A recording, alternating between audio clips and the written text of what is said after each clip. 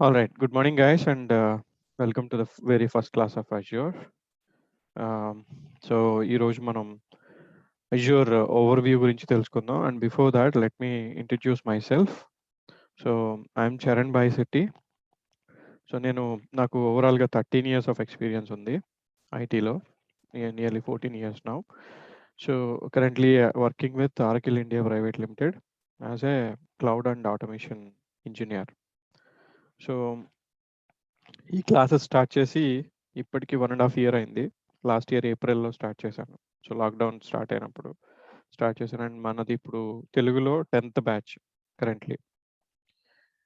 English ఒక 3 batches అయ్యాయి అప్పుడు. సో, టోటల్ ఓవరాల్‌గా 13 బ్యాచెస్ అండ్ అరౌండ్ ఒక 500 స్టూడెంట్స్ ఎన్రోల్ అయ్యి కోర్స్ కంప్లీట్ చేసుకున్నారు so far.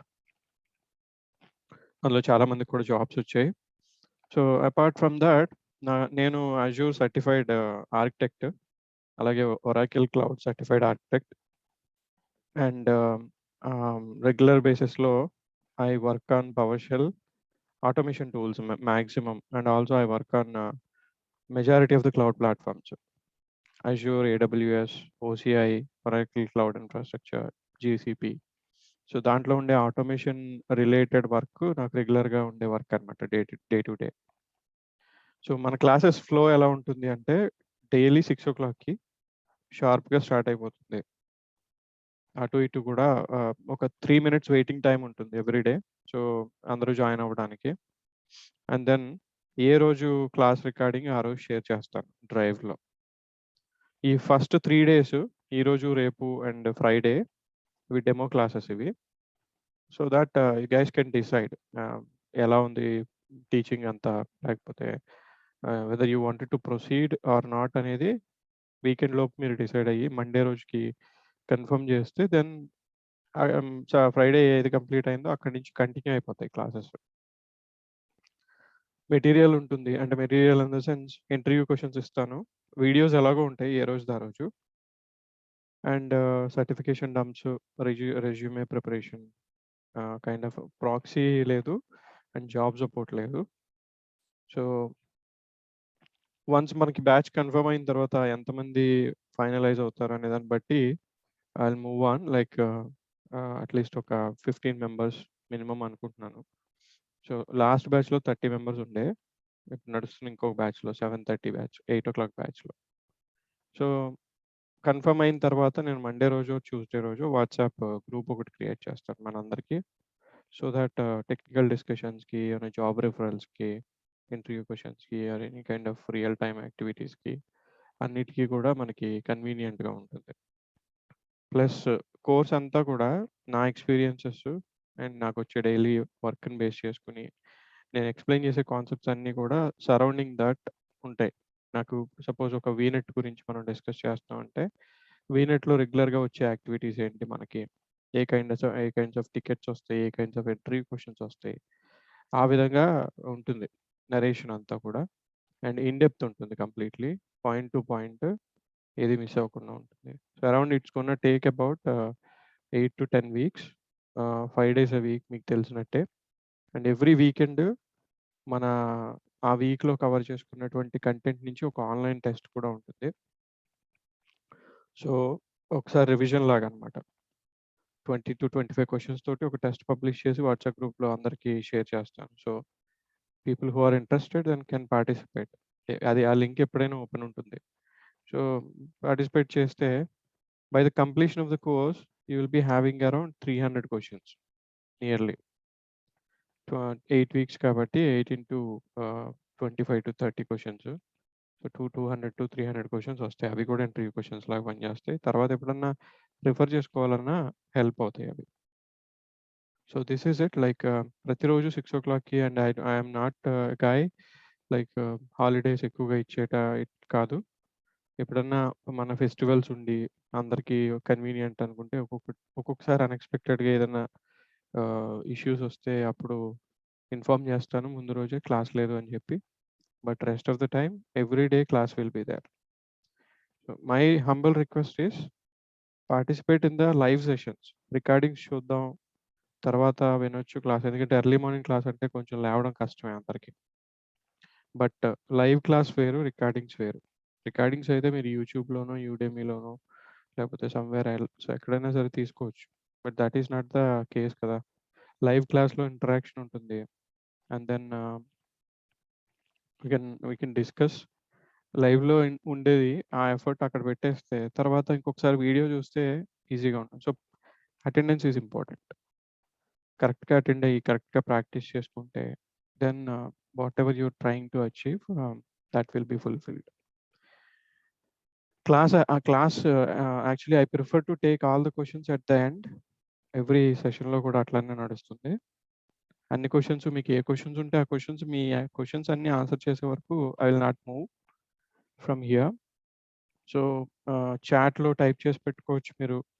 And if you have any question during the conversation అందులో రైజ్ హ్యాండ్ అని ఉంటుంది జూమ్‌లో. జస్ట్ ఒకసారి హ్యాండ్ రైజ్ చేస్తే I will try to answer there ఇట్‌సెల్ఫ్. Otherwise we can wait till the completion. Then will take all the questions together. And ఒకవేళ ఆహ్, అంటే కొంతమంది any time you can ask any question. Don't hesitate to ask anything.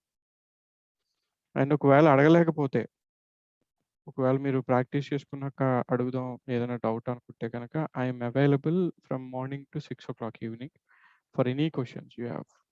Any time you can contact me. ఏదైనా questions, doubts ఉంటే గనక we shall discuss. Right. So, try to participate live సెషన్స్‌లో as much as possible. So that will be very easy way to learn. Um, right. So that's it. That's all it is. So as I mentioned, these 3 classes are demo classes. Like actual discussion is jarugutundi, but based on this interaction, you can decide by weekend whether you wanted to proceed or not. And with that, let's get started. Right. So first of all, cloud technology అంటే ఏంటి? మనం మనం it's been long right. So, చాలా రోజుల నుంచి ఒక 6, 7 years బాగా ఎక్కువగా వింటున్నాం. క్లౌడ్, క్లౌడ్, క్లౌడ్ అని. So, what is cloud computing first of all? మనకి అసలు క్లౌడ్ అంటే అసలు ఫస్ట్ ఆఫ్ ఆల్ మన టెక్నాలజీ పాయింట్ ఆఫ్ వ్యూలో ఏ స్టాక్ ఏది అని చేసుకోగలిగితేనే మనకి ఫస్టు ఆ బేసిక్స్ అనేవి తెలిస్తే ఈజీగా అర్థమవుతుంది. సో, క్లౌడ్ కంప్యూటింగ్ అంటే ఏంటి? అండ్ ఇప్పుడు క్లౌడ్ కంప్యూటింగ్ అని ఎందుకు అంటున్నారు?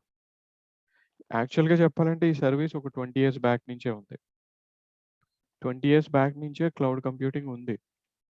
బట్ ఇప్పుడు దాన్ని బాగా హైలైట్ చేసి ఇప్పుడు బాగా పాపులర్ అయింది. అసలు క్లౌడ్ కంప్యూటింగ్ అంటే ఏంటి? ఏదైనా ఒక సర్వీస్‌ని, any kind of service it can be. ఏదైనా ఒక సర్వీస్‌ని ఇంటర్నెట్ ద్వారా డెలివరీ చేయగలగటాన్ని సింపుల్ టర్మ్స్‌లో చెప్పాలంటే క్లౌడ్ కంప్యూటింగ్ అంటున్నారు ఇప్పుడు. Any kind of service. Yahoo mail అనేది ఒక 20 సంవత్సరాల క్రితం ఉంది. అలానే అమెజాన్.కామ్ కూడా ఆల్‌మోస్ట్ ఒక 20 ఇయర్స్ బ్యాక్ నుంచి ఉంది.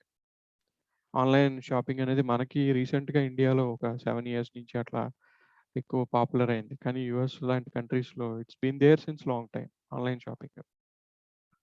మరి అప్పుడున్నటువంటి సర్వీస్ డెలివరీయే ఇప్పుడు కూడా మనం చూస్తున్నాం.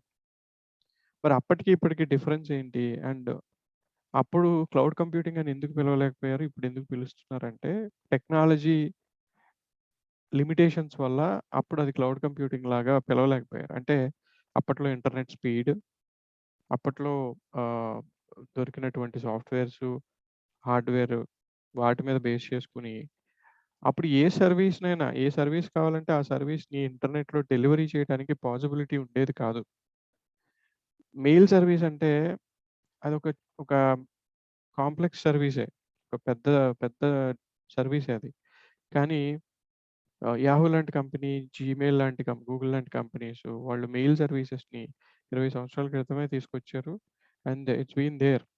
అంటే ఒక ఆర్గనైజేషన్ లోపల మనం కాన్ఫిగర్ చేసుకొని వాడుకునేటటువంటి ఈమెయిల్‌ని ఒక పబ్లిక్ సర్వీస్ లాగా త్రూ ఇంటర్నెట్ కన్స్యూమర్స్ వాడుకునేటట్టు తీసుకొచ్చారు వాళ్ళు. కానీ అప్పట్లో మనకి ఆ జీమెయిల్ లోడ్ అవ్వడానికే, యాహూ మెయిల్ లోడ్ అవ్వడానికే టైం పట్టేది. ఒక మెయిల్ చెక్ చేయాలంటే 1 అవర్ పట్టేది. Depending on the speed of the internet. మళ్ళీ దానికి చాలా కాస్ట్‌లీ అఫైర్ అది. ఇంటర్నెట్‌కి 1 అవర్ చార్జెస్ అంటే చాలా ఎక్కువ. రూ. 60, రూ. 70 1 అవర్ పర్ అవర్ ఉండేవి చార్జెస్. ఒక మెయిల్ చెక్ చేయడానికి. బట్ ఈరోజు ఏమైంది మనకి బ్యాండ్ విడ్త్ విపరీతంగా పెరిగింది. స్పీడ్స్ పెరిగాయి. నెట్వర్క్ 5G అని వచ్చినియి, 6G అని వస్తుంది. So, kind of band width అనేది అండ్ ఇంటర్నెట్ కాస్ట్ కూడా తగ్గిపోయింది ప్రస్తుతం. So, now with this technology ఇప్పుడున్నటువంటి టెక్నాలజీ స్టాక్ తోటి ఏ సర్వీస్‌నైనా డెలివరీ చేయగలిగే పాసిబిలిటీ క్రియేట్ అయిందిక్కడ. అంటే ఒక ఎంటైర్ సినిమానే మనం ఆన్‌లైన్‌లో చూడగలుగుతున్నాం. ఇంతకుముందు మనం డౌన్‌లోడ్ చేసుకోవడం, లేకపోతే డీవీడీస్ కొనుక్కోవడం, లేదంటే other ways of watching the movie ఉండేది. ఈరోజు ఎవరు కూడా మూవీస్ డౌన్‌లోడ్ చేయట్లేదు. సీడీస్ కొనుక్కోవట్లేదు, డీవీడీస్ కొనుక్కోవట్లేదు. Everything is online. Without any delay like ఎక్కడ కూడా ఇంటరప్షన్ లేకుండా మనం ఎంటైర్ మూవీ ఏ బ్రేక్స్ లేకుండా మనం చూడగలుగుతున్నాం. ఒక లోకల్ మెషిన్‌లో ఎలా ప్లే చేయగలుగుతున్నామో, ప్లే చేస్తే ఎలా చూడగలుగుతున్నామో అలా. అంటే movie is the best example for a cloud computing. మన ప్రైమ్ వీడియో గాని, నెట్‌ఫ్లిక్స్ గాని. ఎందుకంటే అక్కడ వాళ్ళు చాలా హెవీ కంటెంట్‌ని స్ట్రీమింగ్ చేస్తారు. ఒక మూవీ అంటే అది జీబీస్‌లో ఉంటుంది డేటా. ఒక 6 జీబీ హై క్వాలిటీ మూవీ అంటే ఒక 6 జీబీ ఆ 7 జీబీ వరకు కూడా ఉండొచ్చు. Blu-ray like 1080p pixels. So, దానికన్నా ఎక్కువగా డెలివరీ చేయాల్సిన అవసరం రాకపోవచ్చు కన్స్యూమర్స్‌కి. సో, ఆ మూవీని at the same time number of people చూస్తున్నారు. But they are able to deliver the service without any interruption. అంటే ఒక సినిమానే ప్లే చేయగలిగినప్పుడు anybody can deliver anything. So, అలా వచ్చింది క్లౌడ్ కంప్యూటింగ్ టెక్నాలజీ. ఇంతకుముందు ఇన్‌ఫ్రాస్ట్రక్చర్ అంటే ఐటీ ఇన్‌ఫ్రాస్ట్రక్చర్ అంటే ఆఫ్‌కోర్స్ ఇప్పుడు కూడా ఐటీ ఇన్‌ఫ్రాస్ట్రక్చర్ అంటే it's a combination of servers, networking and storage. So, ఒక చిన్న కంపెనీలో ఐటీ ఇన్‌ఫ్రాస్ట్రక్చర్‌ని క్రియేట్ చేయాలి ఆర్ డిప్లాయ్ చేయాలి అంటే బేసిక్‌గా కావాల్సినవి సర్వర్స్ కావాలి, నెట్వర్కింగ్ స్టాక్ కావాలి, స్టోరేజ్ కావాలి. సో, అవి లేకుండా మనకి ఐటీ ఇన్‌ఫ్రాస్ట్రక్చర్ అనేది సెటప్ చేయడం కుదరదు. అది హార్డ్ థంబ్ ఆఫ్ రూల్ మనకు తెలిసిందే.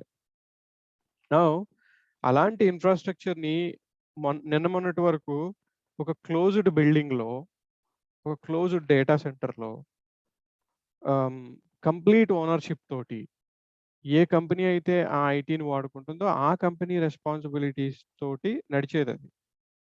అక్కడుండే అడ్మినిస్ట్రేటర్సు, అక్కడుండే ఇంజినీర్స్ ఆ ఐటీ ఇన్‌ఫ్రాస్ట్రక్చర్‌ని 24/7 నడిచేటట్టు హ్యాండిల్ చేసేవాళ్ళు. బట్ ఇప్పుడు అలాంటి ఇన్‌ఫ్రాస్ట్రక్చర్ కూడా క్లౌడ్ ద్వారా డెలివరీ అవుతుంది. అంటే ఒక స్టార్టప్ కంపెనీ ఈ రోజున ఏదైనా ఒక చిన్న company they wanted to test their luck.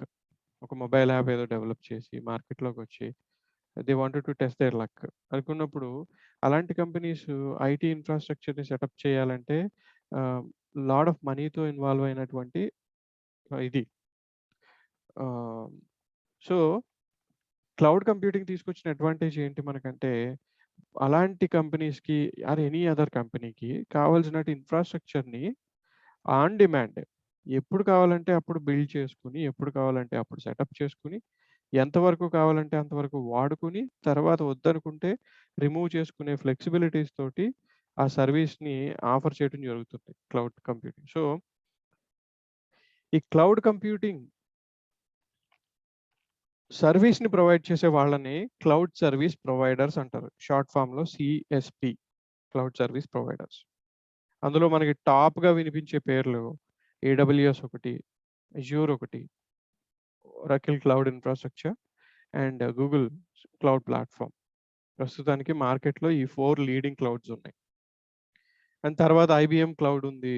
And there are so many other clouds. Nimbula cloud ఉంది. అలీబాబా క్లౌడ్ ఉంది.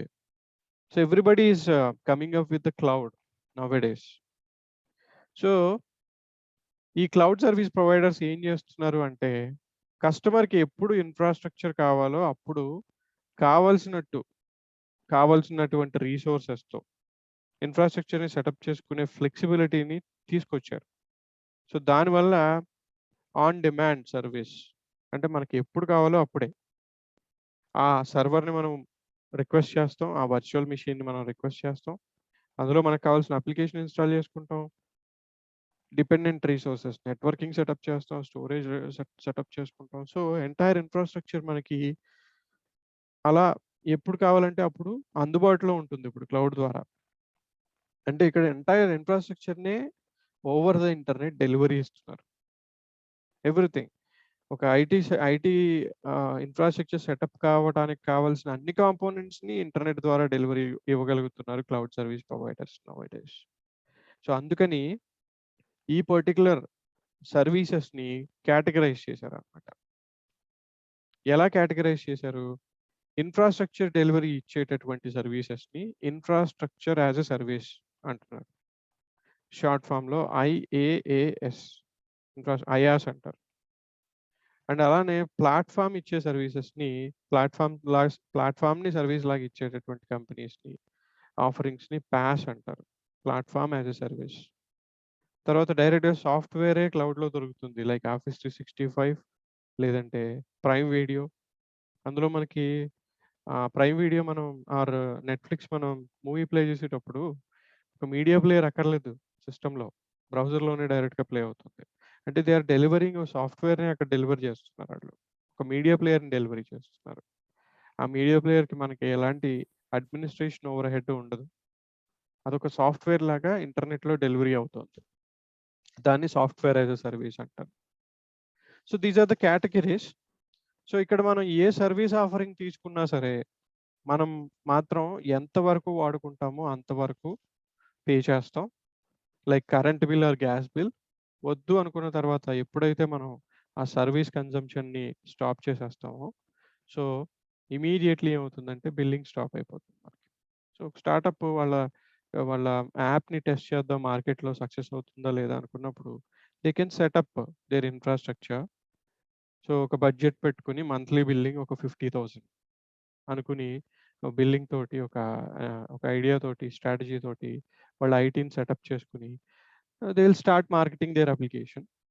ఒకవేళ ఎక్స్‌పెక్ట్ చేసినట్టు అది సక్సెస్‌ఫుల్ అయింది అంటే, ఇక్కడ ఉన్నటువంటి ఐటీ ఇన్ఫ్రాస్ట్రక్చర్‌ని ఎక్స్‌పాండ్ చేసుకుంటారు. లేదు అనుకున్నట్టు సక్సెస్ అవ్వక ఫెయిల్ అయిపోయింది అంటే గనక, ఈ ఐటీ ఇన్ఫ్రాస్ట్రక్చర్‌ని డీకామ్ చేసేస్తారు. డిలీట్ చేసేస్తారు. సో అక్కడితో వాళ్ళకి ఎక్స్‌పెన్సెస్ తగ్గిపోతాయి. ఆగిపోతాయి ఇంకా. అదే ఒక ట్రెడిషనల్ ఆర్కిటెక్చర్‌లో ఇదే సినారియోని మనం కంపేర్ చేస్తే గనక, అక్కడ అవసరమయ్యేది ఏంటి అంటే, ఒక ఆహ్, ర్యాక్ కావాలి. ఒక ఫిజికల్ హార్డ్‌వేర్ కావాలి. Completely. Yes Vinod. Go ahead.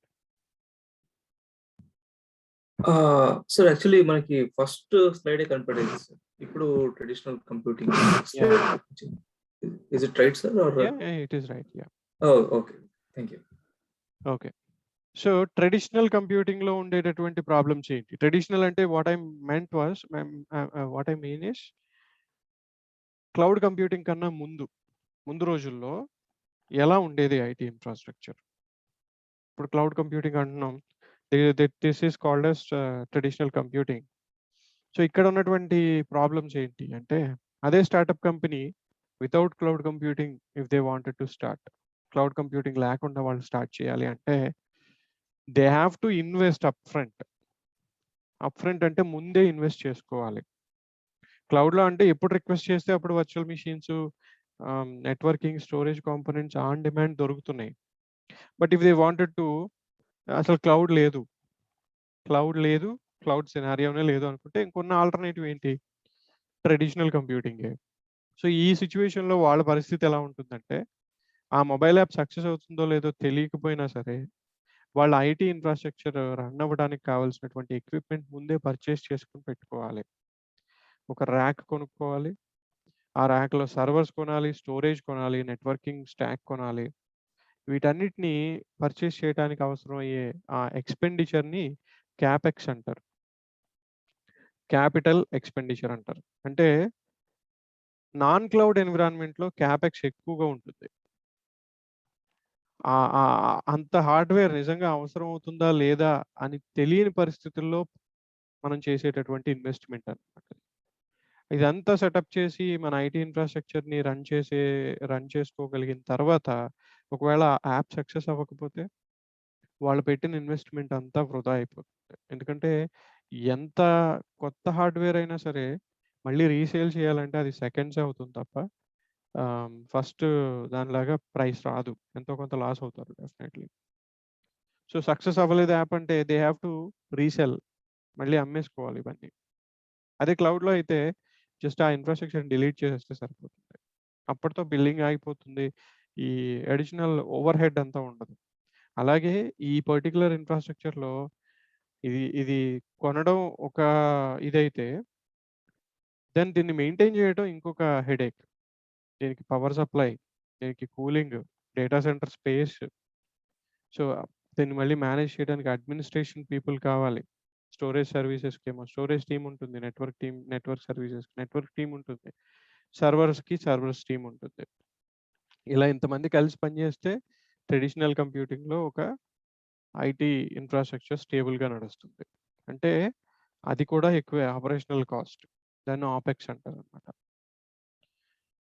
So, ఇక్కడ ఈ 2 ఎక్కువే. ఈ ప్రాబ్లమ్‌ని సాల్వ్ చేస్తూనే క్లౌడ్ కంప్యూటింగ్ మార్కెట్‌లోకొచ్చింది.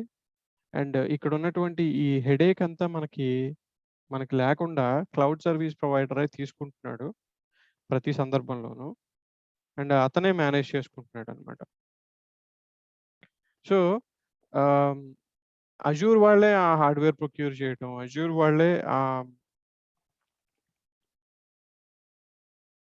అజూర్ వాళ్ళే అంతా మేనేజ్ చేసుకోవడం బ్యాక్ ఎండ్‌లో అన్నీ గూడా వాళ్ళే చేసుకోవడం వల్ల ఎవరైతే సర్వీస్‌ని కన్జ్యూమ్ చేస్తున్నారో వాళ్ళకి హెడేక్ లేదు. వాళ్ళు క్యాపిటల్ ఎక్స్‌పెండిచర్ పెట్టక్కర్లేదు. వాళ్ళు ఇన్వెస్ట్ చేయక్కర్లేదు. హార్డ్‌వేర్‌లోను, సాఫ్ట్‌వేర్‌లోను వాటిలోను వీటిలోను. వాళ్ళకుండేది only operational cost. Operational cost అంటే బిల్లింగ్. ఎన్ని రోజులైతే వర్చువల్ మెషిన్స్‌ని వాడతారో అన్ని రోజులు బిల్ పడుతుంది. ఎన్ని రోజులు స్టోరేజ్ వాడతారో అన్ని రోజులు బిల్ పడుతుంది. అంటే ఆపరేషనల్ కాస్ట్. అంటే ఇక్కడ క్యాపెక్స్‌ని అవాయిడ్ చేయగలిగింది ఆ company. So, this was the traditional computing. ఇది ఆన్ ప్రిమైసెస్ అని కూడా పిలవచ్చు. ఆన్ ప్రిమైసెస్ అంటే డేటా సెంటర్‌లో మన ఓన్ కంపెనీ డేటా సెంటర్‌లో ఉండేటటువంటి ఇన్‌ఫ్రాస్ట్రక్చర్ అన్నమాట. సో, క్లౌడ్ కంప్యూటింగ్‌కి, ట్రెడిషనల్ కంప్యూటింగ్‌కి there is a lot of difference. ప్రతి కంపెనీ ఇప్పుడు క్లౌడ్‌కి మూవ్ అవ్వడానికి ట్రై చేస్తుంది. ఎందుకంటే ఒక రీజన్ వచ్చేసరికి ఐటీ ఇండస్ట్రీలో ఎప్పటికప్పుడు అప్ టు డేట్ ఉంటే తప్ప వర్కౌట్ కాదు. అందరికీ తెలిసిందే. సో, కంపెనీస్ కూడా అవి నాన్ క్లౌడ్ ఎన్విరాన్మెంట్‌ని నడుస్తున్నాయి ఇంకా అంటే అదొక పాత సినిమాలాగా ఉంటుందన్నమాట. అందుకని అట్‌లీస్ట్ ఎంతో కొంత ఫుట్ ప్రింట్‌ని క్లౌడ్‌లో మెయింటైన్ చేయడానికి చూస్తున్నాయి కంపెనీస్. ఎందుకంటే కొంతమంది కస్టమర్స్ వాళ్ళ క్లయింట్స్ మీ క్లౌడ్‌లో ఉందా అని అడుగుతారు. ఎందుకంటే వీళ్ళు అప్‌డేట్ ఉన్నారా లేదో తెలుసుకోవడానికి. సో, ప్రాజెక్ట్స్ తెచ్చుకోవడానికి కూడా క్లౌడ్ కంప్యూటింగ్ అనేది కొన్ని కంపెనీస్‌కి హెల్ప్ అవుతుందన్నమాట. Now let us see the benefits of cloud computing. So, first వచ్చేసరికి low cost pay as you go model. అంటే ఏంటి? ఇందాక చెప్పినట్టు క్యాపిటల్ ఎక్స్‌పెండిచర్ లేదు కాబట్టి ఆ మొత్తం ఖర్చంతా అవాయిడ్ చేయొచ్చు. ఓన్లీ ఉండేది ఆపరేషనల్ కాస్టే కాబట్టి, అంటే వాడుకున్నంతకి బిల్ కట్టాలి కాబట్టి, అది ఎప్పుడు వాడుకుంటే అప్పుడే కట్టాలి కాబట్టి, కంపారిటివ్‌లీ మనకి అది తగ్గుతుంది. మెయింటెనెన్స్ కాస్ట్ తగ్గుతుంది. So, that is one of the major benefit of the cloud computing. తర్వాత highly scalable. Highly scalable, huge resource pool. అంటే ఏంటి అంటే, స్కేలబిలిటీ అంటే ఏంటి బేసిక్‌గా? కంపెనీ డిమాండ్స్‌కి అప్లికేషన్ డిమాండ్స్‌కి బిజినెస్ డిమాండ్స్‌కి తగ్గట్టుగా ఐటీ ఇన్‌ఫ్రాస్ట్రక్చర్ ఎక్స్‌పాండ్ అవ్వడం. అలాగే ఎప్పుడైతే డిమాండ్ తగ్గిపోతుందో అప్పుడు ఇమ్మీడియేట్‌లీ కాంట్రాక్ట్ అవ్వడం. రైట్? సో, ఇప్పుడు ఐఆర్‌సీటీసీ ఉంది మనకి. మనకి బాగా తెలిసినటువంటి వెబ్‌సైట్. అంటే మన రైల్వే టికెటింగ్ టూల్. లేదు అమెజాన్ ప్లాట్‌ఫార్మో, ఫ్లిప్‌కార్ట్ ప్లాట్‌ఫార్మో తీసుకుంటే వాళ్ళు సేల్స్ నడుస్తాయి. బిగ్ బిలియన్ డేస్ అని, బిగ్ ఇండియా సేల్స్ అని అవి ఇవి. ఆ పర్టిక్యులర్ పీరియడ్‌లో ఆ వెబ్‌సైట్స్ ఓపెన్ కావు. ఐఆర్‌సీటీసీ తత్కాల్ టైమ్‌లో మనకి టికెట్ బుక్ చేయడం ఎంత కష్టమో అందరికీ తెలుసు. సో, రేపు రేపు తత్కాల్ అంటే రేపటి ట్రావెలింగ్ కోసం ఈరోజు బుక్ చేసుకుంటాం. లేకపోతే ఒక 2 డేస్ ట్రావెలింగ్ కోసం ఈరోజు బుక్ చేసుకుంటాం. సో, అలాంటప్పుడు ఏం జరుగుతుంది? తత్కాల్ టైమ్ అనేది ఒక స్పెసిఫిక్ పీరియడ్‌కి క మనకి నోటిఫై చేసింది గవర్నమెంట్. 9-12 మధ్యలో తత్కాల్ ఉంటుంది. ఏసీకొకటి, నాన్ ఏసీకొకటి ఇట్లా కేటగరైజ్ చేశారు. బట్ స్టిల్ ఇండియా మొత్తం అదే టైంలో ఆ వెబ్‌సైట్‌లో రేపటి ప్రయాణం కోసం టికెట్ బుక్ చేసుకోవడానికి ప్రయత్నం చేస్తూ ఉంటుంది. ఆల్మోస్ట్ ఇండియా అంతా. అందుకని హ్యూజ్ అమౌంట్ ఆఫ్ రిక్వెస్ట్‌లొచ్చి ఆ ఇన్‌ఫ్రాస్ట్రక్చర్ సపోర్ట్ చేయక మనకి ఆ వెబ్‌సైట్ లోడ్ అవ్వడం స్లో అయిపోవడం. తర్వాత అన్నీ ఎంటర్ చేసిన తర్వాత టికెట్ బుక్ అవ్వకపోవడం. ఈ కైండ్ ఆఫ్ ఇష్యూస్ వస్తూ ఉంటాయి. అంటే అక్కడ ప్రాబ్లమ్ ఏంటంటే ఇన్‌ఫ్రాస్ట్రక్చర్ అవసరానికి తగ్గట్టుగా స్కేల్ అవ్వట్లేదు. అంటే ఇప్పుడు 12 తర్వాత తత్కాల్ బుకింగ్ ఉండదింక మనకి. రెగ్యులర్ బుకింగ్సే అన్నీ. మధ్యాహ్నం 12 తర్వాత. అంటే జనరల్‌గా వచ్చే ట్రాఫిక్ వస్తూ ఉంటుంది. కానీ ఈ 9-12 అనే పీరియడ్ ఏదైతే ఉందో అది peak time every day. So, ఆ టైంలో యాక్చువల్‌గా ఎన్ని రిక్వెస్ట్‌లొచ్చినా సరే నార్మల్‌గా హ్యాండిల్ చేసేటట్టుగా ఇన్‌ఫ్రాస్ట్రక్చర్ ఉండాలి. నార్మల్ టైమ్‌లో ఉన్నటువంటి స్మూత్‌నెస్ ఎలా ఉందో అది మనకి ఆ పీక్ పీరియడ్‌లో కూడా కంటిన్యూ అవ్వాలి. అంటే ఇన్‌ఫ్రాస్ట్రక్చర్ యాక్చువల్‌గా తనకు తానే ఎక్స్‌పాండ్ అవ్వాలి. అంటే అడిషనల్ రిసోర్సెస్ యాడ్ అవ్వాలి. CPUs, RAM, networking or maybe multiple VMs or multiple servers. అంటే ఆన్ డిమాండ్‌లో ఎప్పుడైతే ట్రాఫిక్ పెరుగుతుందో, ఎప్పుడైతే లోడ్ పెరుగుతుందో ఇన్‌ఫ్రాస్ట్రక్చర్ మీద ఆటోమేటికల్లీ ఇన్‌ఫ్రాస్ట్రక్చర్ దానికి అదే ఎక్స్‌పాండ్ అవ్వాలి. అలా ఎక్స్‌పాండ్ అవ్వడాన్ని అండ్ అవసరం అయిపోయిన తర్వాత ఎప్పుడైతే ట్రాఫిక్ తగ్గుతుందో, లోడ్ తగ్గుతుందో దానికి తగ్గట్టుగా మళ్ళీ ప్రీవియస్ స్టేట్‌కొచ్చేయడాన్ని అంటే ఇంతకు ముందు ఎలా ఉందో అలా వచ్చేయడాన్ని స్కేలబిలిటీ అంటాం సింపుల్‌గా. మనకి అజూర్‌లోను ఆర్ ఎనీ అదర్ క్లౌడ్స్‌లోను స్కేలబిలిటీ అనేది ఒక నేటివ్ ఒక డిఫాల్ట్‌గా ఉండేటటువంటి ఫీచర్ అన్నమాట. ఎందుకంటే ఈ ప్లాట్‌ఫార్మ్స్ అన్నీ కూడా ఆటోమేషన్ మీద నడుస్తూ ఉంటాయి. ఇప్పుడు ఒక వీఎం క్రియేట్ చేస్తున్నాం అంటే, ఆ వీఎం క్రియేట్ అవ్వడానికి 2 నిమిషాలు పడుతుంది మనకి. అంటే ఒక సర్వర్ సెటప్ అవ్వడానికి 2 నిమిషాలు పడుతుంది అంతే. ఎందుకనంటే ఆటోమేషన్ ఇన్వాల్వ్ అవుతుంది కాబట్టి ఇంటర్నల్‌గా. సో, ఇక్కడ క్లౌడ్‌లో ఉండేటటువంటి one of the best advantage ఏంటంటే స్కేలబిలిటీ. మనకి ఎన్ని రిసోర్సెస్ కావాలంటే అన్ని రిసోర్సెస్‌ని ఇవ్వడానికి రెడీగా ఉన్నారు క్లౌడ్ సర్వీస్ ప్రొవైడర్స్. మనం బిల్ పే చేయాలంతే. నాకు ఒక 1000 వర్చువల్ మెషిన్స్ కావాలంటే అజూర్ ఇస్తుంది నాకు. It's a matter of billing అంతే. లేదు నాకు రేపొద్దున్న ఇమ్మీడియేట్‌లీ ఇంకొక 1000 కావాలంటే అజూర్ ఇవ్వడానికి రెడీగా ఉంటుంది. Or any other cloud service provider to that matter of fact.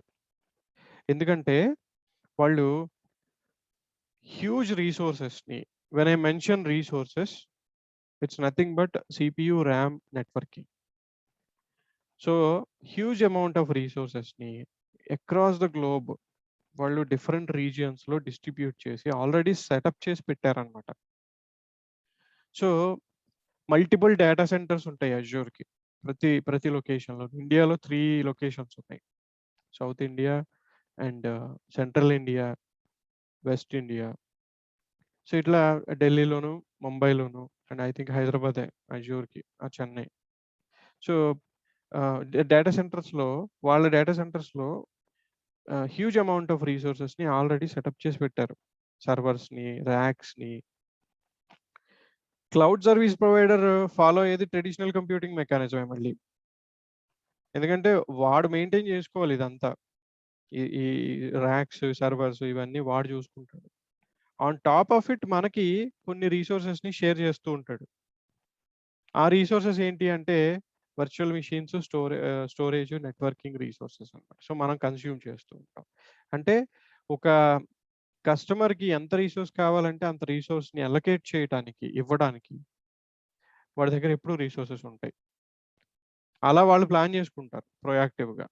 ఏ కస్టమర్‌కి ఏ రిక్వెస్ట్ ఫెయిల్ అవ్వకుండా ఉండేటట్టుగా.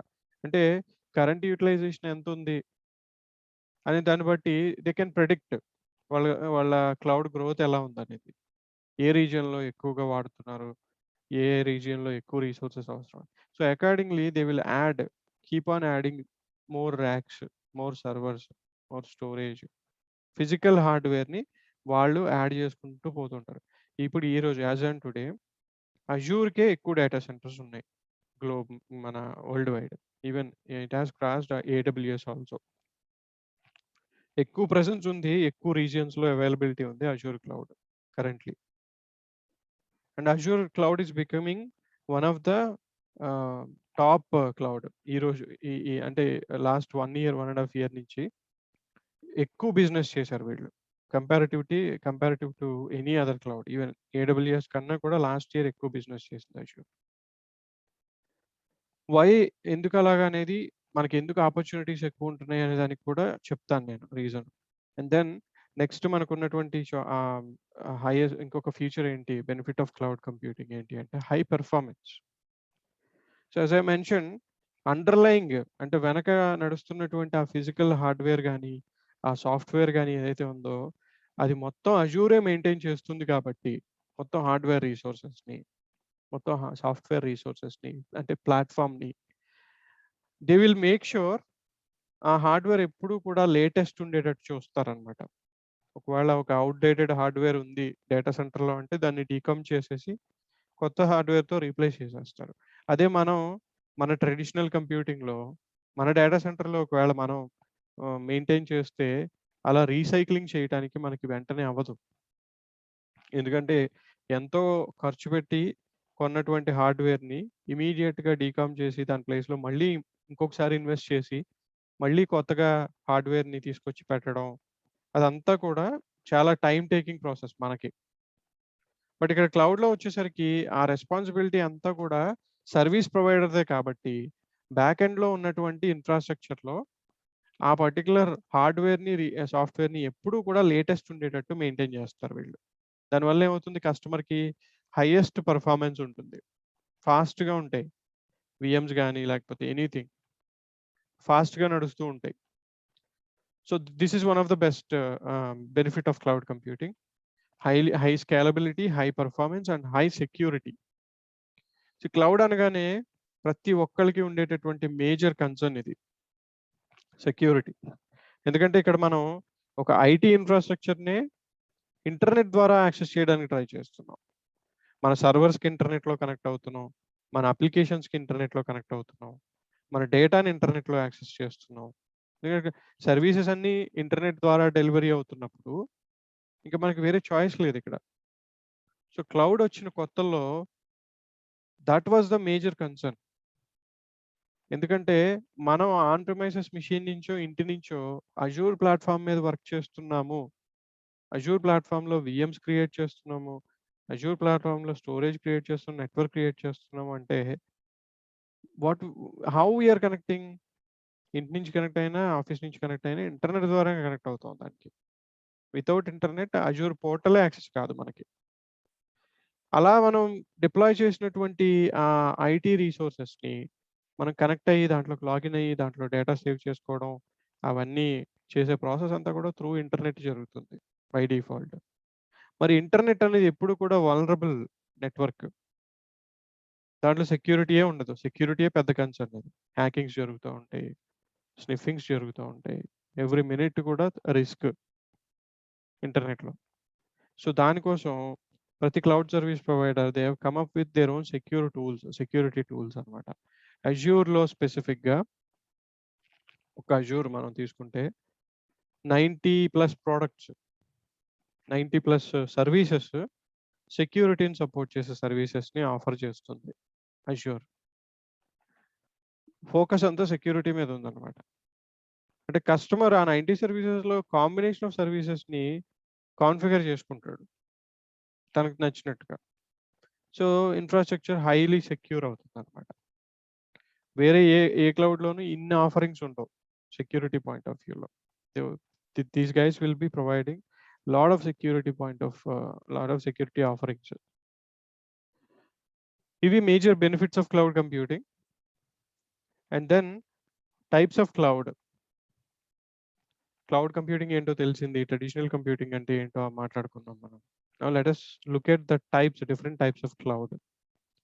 ఫస్ట్ ఏమనుకుంటున్నాం, పబ్లిక్ క్లౌడ్ అంటే ఏంటి అంటే ఉన్నటువంటి Azure, AWS, OCI and GCP.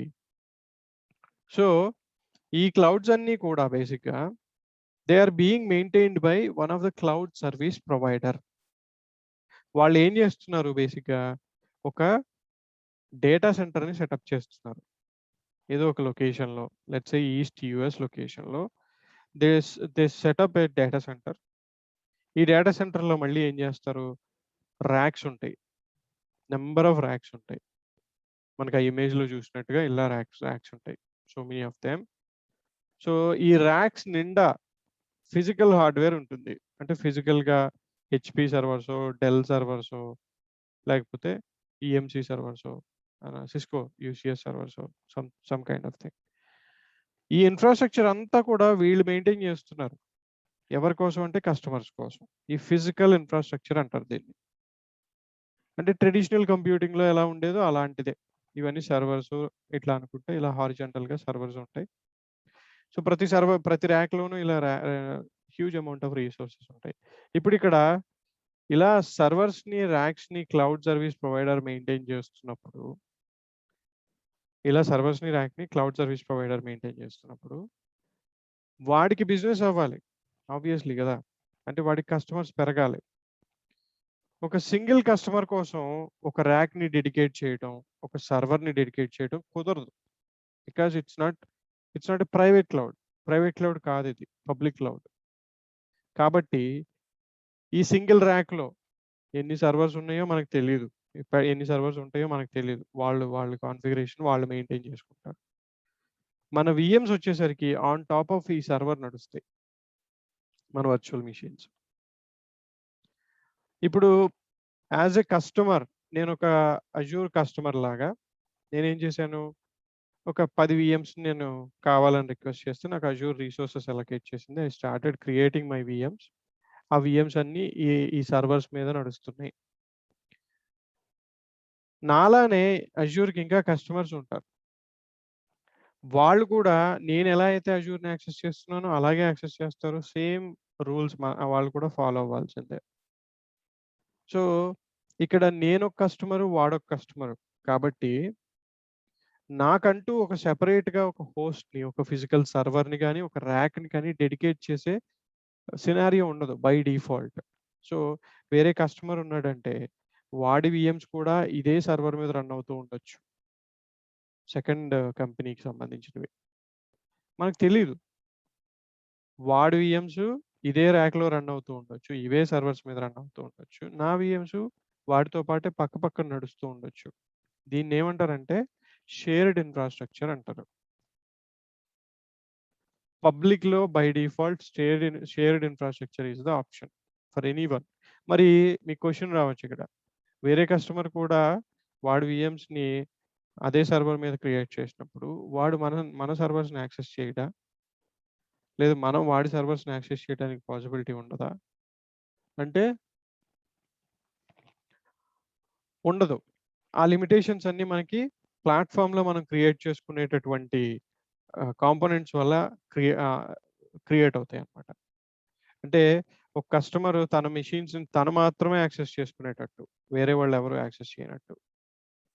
ఇంకొక కస్టమర్ తన మెషిన్స్ తను మాత్రమే యాక్సెస్ చేసుకునేటట్టు వేరే వాళ్ళెవరు యాక్సెస్ చేయకుండా ఆ లిమిటేషన్స్ అన్నీ కూడా ప్లాట్‌ఫార్మ్ స్పెసిఫిక్‌గా క్రియేట్ అవుతూ ఉంటాయి. సో, దానివల్ల సెక్యూరిటీ ఉంటుంది. ఏ డౌట్ పడక్కర్లా. మన వీఎమ్స్, వాళ్ళ వీఎమ్స్ ఒకటే సర్వర్ మీద క్రియేట్ అవుతున్నా సరే, people cannot be able to access each others resources అన్నమాట. పబ్లిక్ క్లౌడ్ అంటే షేర్డ్ ఇన్‌ఫ్రాస్ట్రక్చర్.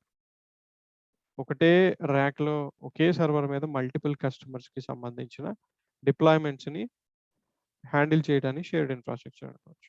మనకి అలాగే డెడికేటెడ్ ఇన్‌ఫ్రాస్ట్రక్చర్ ఆప్షన్స్ కూడా ఉన్నాయి ఇప్పుడు క్లౌడ్‌లో. కావాలంటే నేను ఈ ర్యాక్‌ని రిజర్వ్ చేసుకోవచ్చు. నేను తప్ప ఎవరు నా వీఎమ్స్ తప్ప ఏ ఏ ఏ company other company VMs run అవ్వకూడదంటే ఐ కెన్ రిజర్వ్. ఒక సర్వర్‌నో, మల్టిపుల్ సర్వర్స్‌నో నేను రిజర్వ్ చేసుకోవచ్చు. ఆ సర్వర్ మీద నా వీఎమ్సే రన్ అవుతా ఉంటాయి. ఇంకెవరిని అలౌ చేయరు. దాన్ని డెడికేటెడ్ ఇన్‌ఫ్రాస్ట్రక్చర్ అంటారు. అది కాస్ట్‌లీ. నాకు సెక్యూరిటీ పెద్ద కన్సర్న్ అయ్యి క్లౌడ్ సర్వీస్ ప్రొవైడర్ ఎంత చెప్పినా సరే నాకు నమ్మకం కుదరకపోతే, మీ వీఎమ్స్ ఎవరు యాక్సెస్ చేయరు, మీ డేటా ఎవరు యాక్సెస్ చేయరు అని చెప్తూనే ఉన్నా సరే, నాకు నమ్మకం కుదరకపోతే I will go for dedicated infrastructure. అప్పుడు నా సర్వర్‌కి నాకు డెడికేట్ చేస్తాడు. నేను ఒక సర్వర్‌ని రిజర్వ్ చేసుకుంటే, దాని మీద నా వీఎమ్స్ తప్ప వేరే వీఎమ్స్‌ని అలౌ చేయరింక. ఇంక అప్పుడు సెక్యూరిటీ కన్సర్న్ ఏముంటుంది? There is no security concern. So public cloud అనేది third party cloud service providers maintain చేసే క్లౌడ్. సెకండ్ వచ్చేసరికి ప్రైవేట్ క్లౌడ్. ప్రైవేట్ క్లౌడ్ అంటే మనకి ఆన్ ప్రిమైసెస్‌లో నడిచేటటువంటి క్లౌడ్ ఇది. అంటే ఆన్ ప్రిమైసెస్‌లో క్లోజ్డ్ ఇన్‌ఫ్రాస్ట్రక్చర్‌లో నడుస్తూ ఉండేటటువంటి సర్వీస్ ఇది. Like VMware cloud you can think of. Right. So VMware క్లౌడ్‌ని ప్రైవేట్ క్లౌడ్ కింద ట్రీట్ చేయొచ్చు. ఇక్కడ ప్రైవేట్ క్లౌడ్ అంటే మన కంపెనీ బిల్డింగ్‌లో ఒక డేటా సెంటర్‌లో ఇన్‌ఫ్రాస్ట్రక్చర్ మొత్తం సెటప్ అయ్యి, మన ఓనర్‌షిప్‌లో, మన హ్యాండ్ ఓవర్‌లో ఎవరికీ షేర్ చేయకుండా, ఎవరికీ కనపడకుండా సెక్యూర్‌గా నడిచేటటువంటి ఇన్‌ఫ్రాస్ట్రక్చర్ ప్రైవేట్ క్లౌడ్ అన్నమాట. సో ఈ ప్రైవేట్ క్లౌడ్‌ని, పబ్లిక్ క్లౌడ్‌ని కనెక్ట్ చేయడానికి మనకు ఆప్షన్స్ ఉన్నాయి. సైట్ టు సైట్ VPNs అంటారు. సో రకరకాల స్ట్రాటజీస్ ఉంటాయి కనెక్ట్ చేయడానికి. అంటే ఒక కంపెనీకి ఆల్రెడీ డేటా సెంటర్ ఉంది. ఎప్పటినుంచో నడుస్తున్న కంపెనీ అది. ఒక 10 సంవత్సరాలు, 20 సంవత్సరాల నుంచి. క్లౌడ్ అంటే ఇప్పుడొచ్చింది కొత్తగా. సో వాళ్ళు అప్పటికే సెటప్ చేసుకున్న ఇన్‌ఫ్రాస్ట్రక్చర్ ప్రైవేట్ క్లౌడ్‌గా నడుస్తున్నప్పుడు, అట్ ద సేమ్ టైమ్ వాళ్ళకి పబ్లిక్ క్లౌడ్‌లో కూడా ప్రెజెన్స్ ఉండాలి కాబట్టి, పబ్లిక్ క్లౌడ్‌లో కూడా కొన్ని VMస్‌ని సెటప్ చేసుకొని, ఇన్‌ఫ్రాస్ట్రక్చర్ సెటప్ చేసుకొని, అక్కడ కూడా వాళ్ళు వాళ్ళ ఐటీని మేనేజ్ చేసుకుంటున్నప్పుడు ఈ రెండిటిని కనెక్ట్ చేయాల్సిన అవసరం ఏర్పడుతుంది.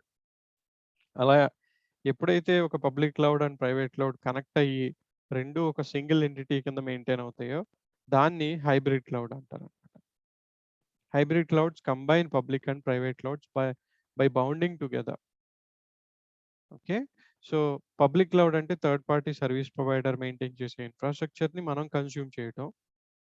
ప్రైవేట్ క్లౌడ్ అంటే కంప్లీట్ ఓనర్‌షిప్‌లో మన హ్యాండ్ ఓవర్‌లో నడిచేటటువంటి ఇన్‌ఫ్రాస్ట్రక్చర్. ఎవరికీ షేర్ అవ్వదు. ఇది మనది. మనం పెట్టుకున్న ఇన్వెస్ట్‌మెంట్ ఇదంతా. అంటే traditional architecture, traditional computing. And now hybrid అంటే it's a combination of both. So this is the overview of cloud computing. ఇక్కడి వరకు మనకి. క్లౌడ్ కంప్యూటింగ్‌లో దానికి సంబంధించిన ఓవర్‌వ్యూ ఇది. Let us talk a little bit about Azure overview కూడా. ఎందుకంటే సర్టిఫికేషన్స్ చేసేటప్పుడు దీనిపైన కూడా క్వెషన్స్ వస్తాయి. బేసిక్స్ ఆఫ్ అజూర్ అంటే background of Azure. So Azure అనేది ఫస్ట్ రిలీజ్ అయింది 2008లో. అప్పుడు జస్ట్ ఒక బేటా ప్రాజెక్ట్ లాగా రిలీజ్ చేశారు.